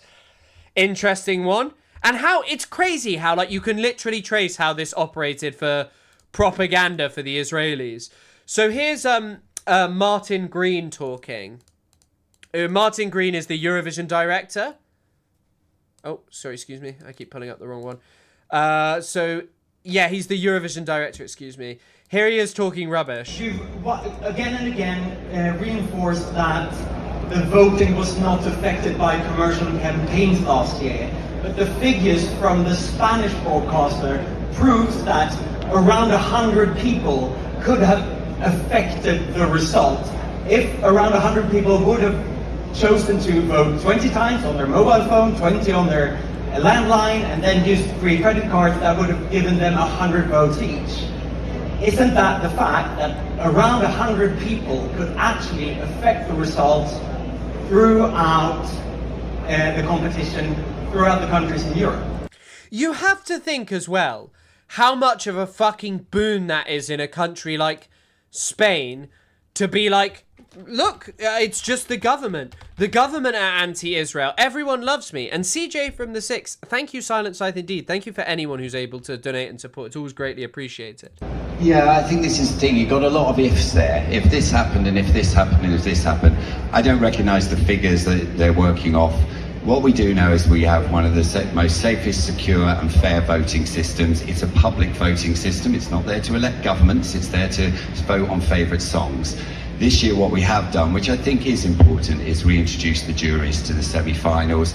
I think fans really appreciate that they've got a mixture therefore between public opinion, it's always based on popularity, and those professionals in those juries. And that was something that fans and our members wanted, so we did that. It's just, I don't know. I just think it's kind of amazing how, like, every year, you know, for the longest time, I was like, oh, Eurovision time to make a video talking about boycott. I think you kind of underestimate how it's not just like people. Welcome to the Burger Reich. How it's not just people coming to the conclusion of, well, you know, Israel is, it's bad that Israel's doing this. The Israeli government have reached that conclusion. And someone mentioned the UAE. Yeah, of course. The UAE has laundered its image through... massively through Manchester City Football Club. Yeah, yeah. And I think I think also, by the way, Sarah Jessica Parker, I think you should definitely be asking him about why letting the genocidal country participate. But you know, garlic fries. Your Golden Labubu, your Golden Labubu will be here in 3 months. Your membership is now 9 months. Thank you for the 9 months. Incredibly appreciated. Goated. Before they started giving them even more time. Is that really true, Zachary? I didn't even fucking know that. We remain completely happy with the voting system. Okay. Yeah, this guy has clearly been coached on attending intensive training on how to answer a question by not answering it. I don't know. I just think at this point, however you feel, Israel is ruining Eurovision, not just basically not just forcing other countries not to participate, but also just by its manipulation. I had a quick read. A lot of it is a rehash of what we've been seeing over the past few years. It seems to be a whole article about who did not win the Eurovision Song Contest. So just because I enjoy saying this every time, JJ won the Eurovision Song Contest last year fairly and squarely. I don't really have much to say. And of course, imagine this being your answer. Well, it's not they didn't win, so it's fine. Like, how is that an acceptable answer to anyone who likes this shit?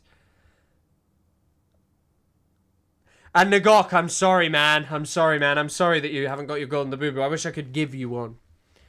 I don't know. Just imagine this being your answer of like, well, they didn't win, so it's kind of fine. Motherfucker, it sounds like they fucking manipulated, it sounds like quite possibly the Israelis have been manipulating the voting and ruining it for everyone. It's not just that Israel will take away your slop. But they're still doing it, by the way. Israel is encouraging people to vote 10 times. Now that it's been reduced to 10 times, they're doing it. About it. It's just, I don't know. Hold on, let's have a look. 10, we want 10. An Israeli advertisement is once again generating controversy. A team behind Israel's entrant, Noam Betan, circulated social media promotions calling for people to vote for him 10 times. At what point is just enough? At what point do you have to say, like, yeah, this is just outrageous, that the way that Israel is behaving at Eurovision is just causing so many issues?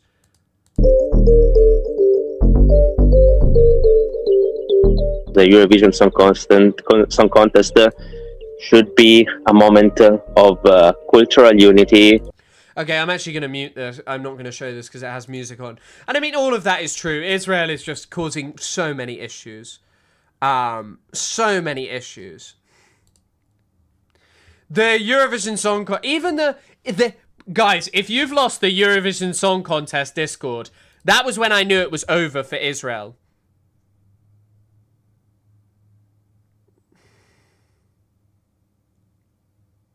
Yeah. Cheating is fine as long as you're not successful. And yeah, they tried to assassinate Trump, but it didn't work, so who cares?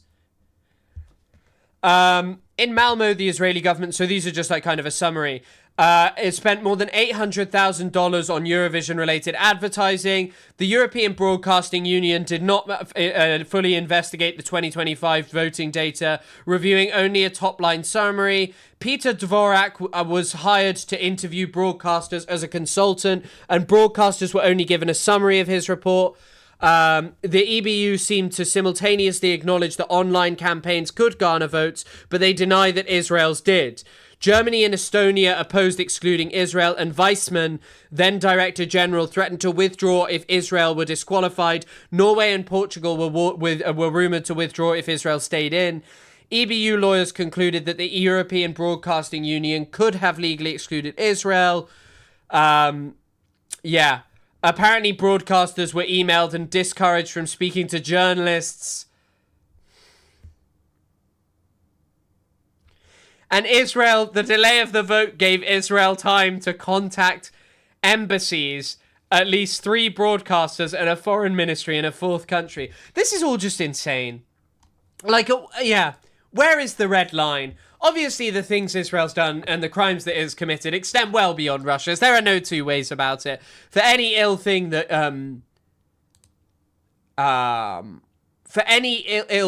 the Russians have done, any war crime, Israel has repeated it 10 times over. 10 times over, it has exterminated people. Just talk to them about this. We're missing a couple of countries, unfortunately.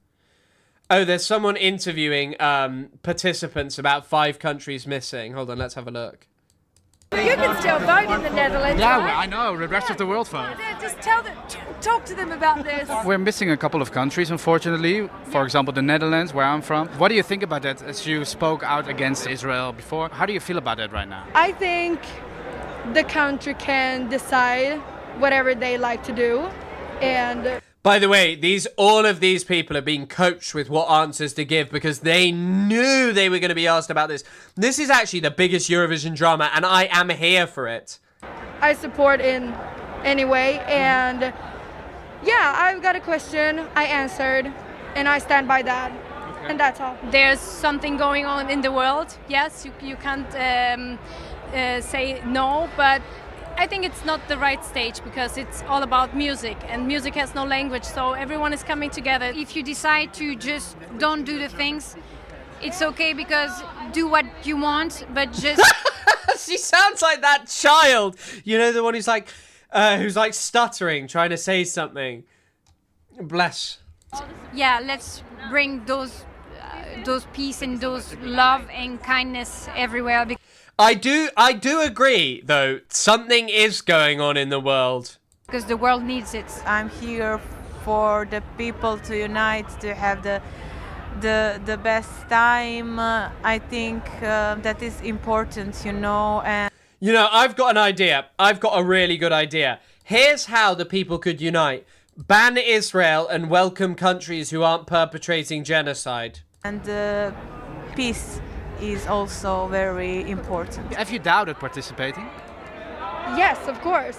I have been like, should I not? I think that all the country has doubt because it's a politic things and that we had the questions. We all had the questions, but I'm not doubting of my participation because Eurovision is not a politic act.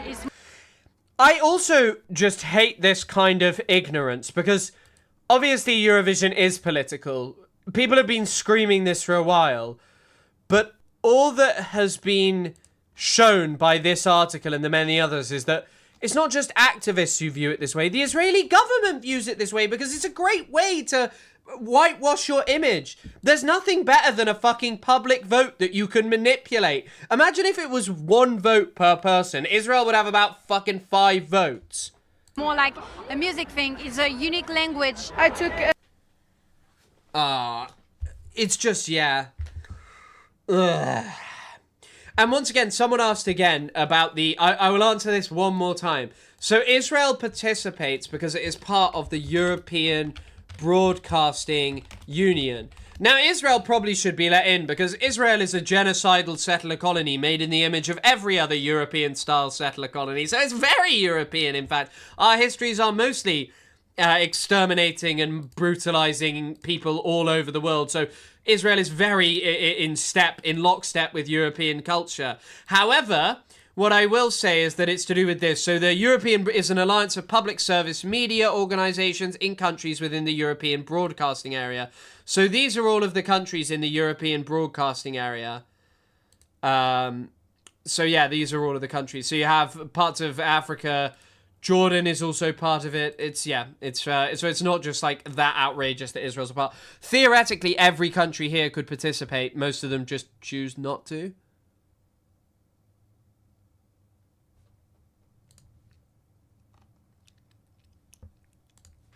But yeah, I really hope that this just ruins the competition. It ruins the viewing experience for everyone. And much like the current disaster in the Strait of Hormuz, that people know who to blame. That it's Israel, that it's people in these organizations who refuse to take any any stand on a state perpetrating genocide that are taking everything away from you and will continually ruin the lives, ruin any enjoyment that people will have, because there will always be protests now forever for as long as Israel is continued to allow to exist in the way it currently is, or it will continue to allow to exist, I'm afraid.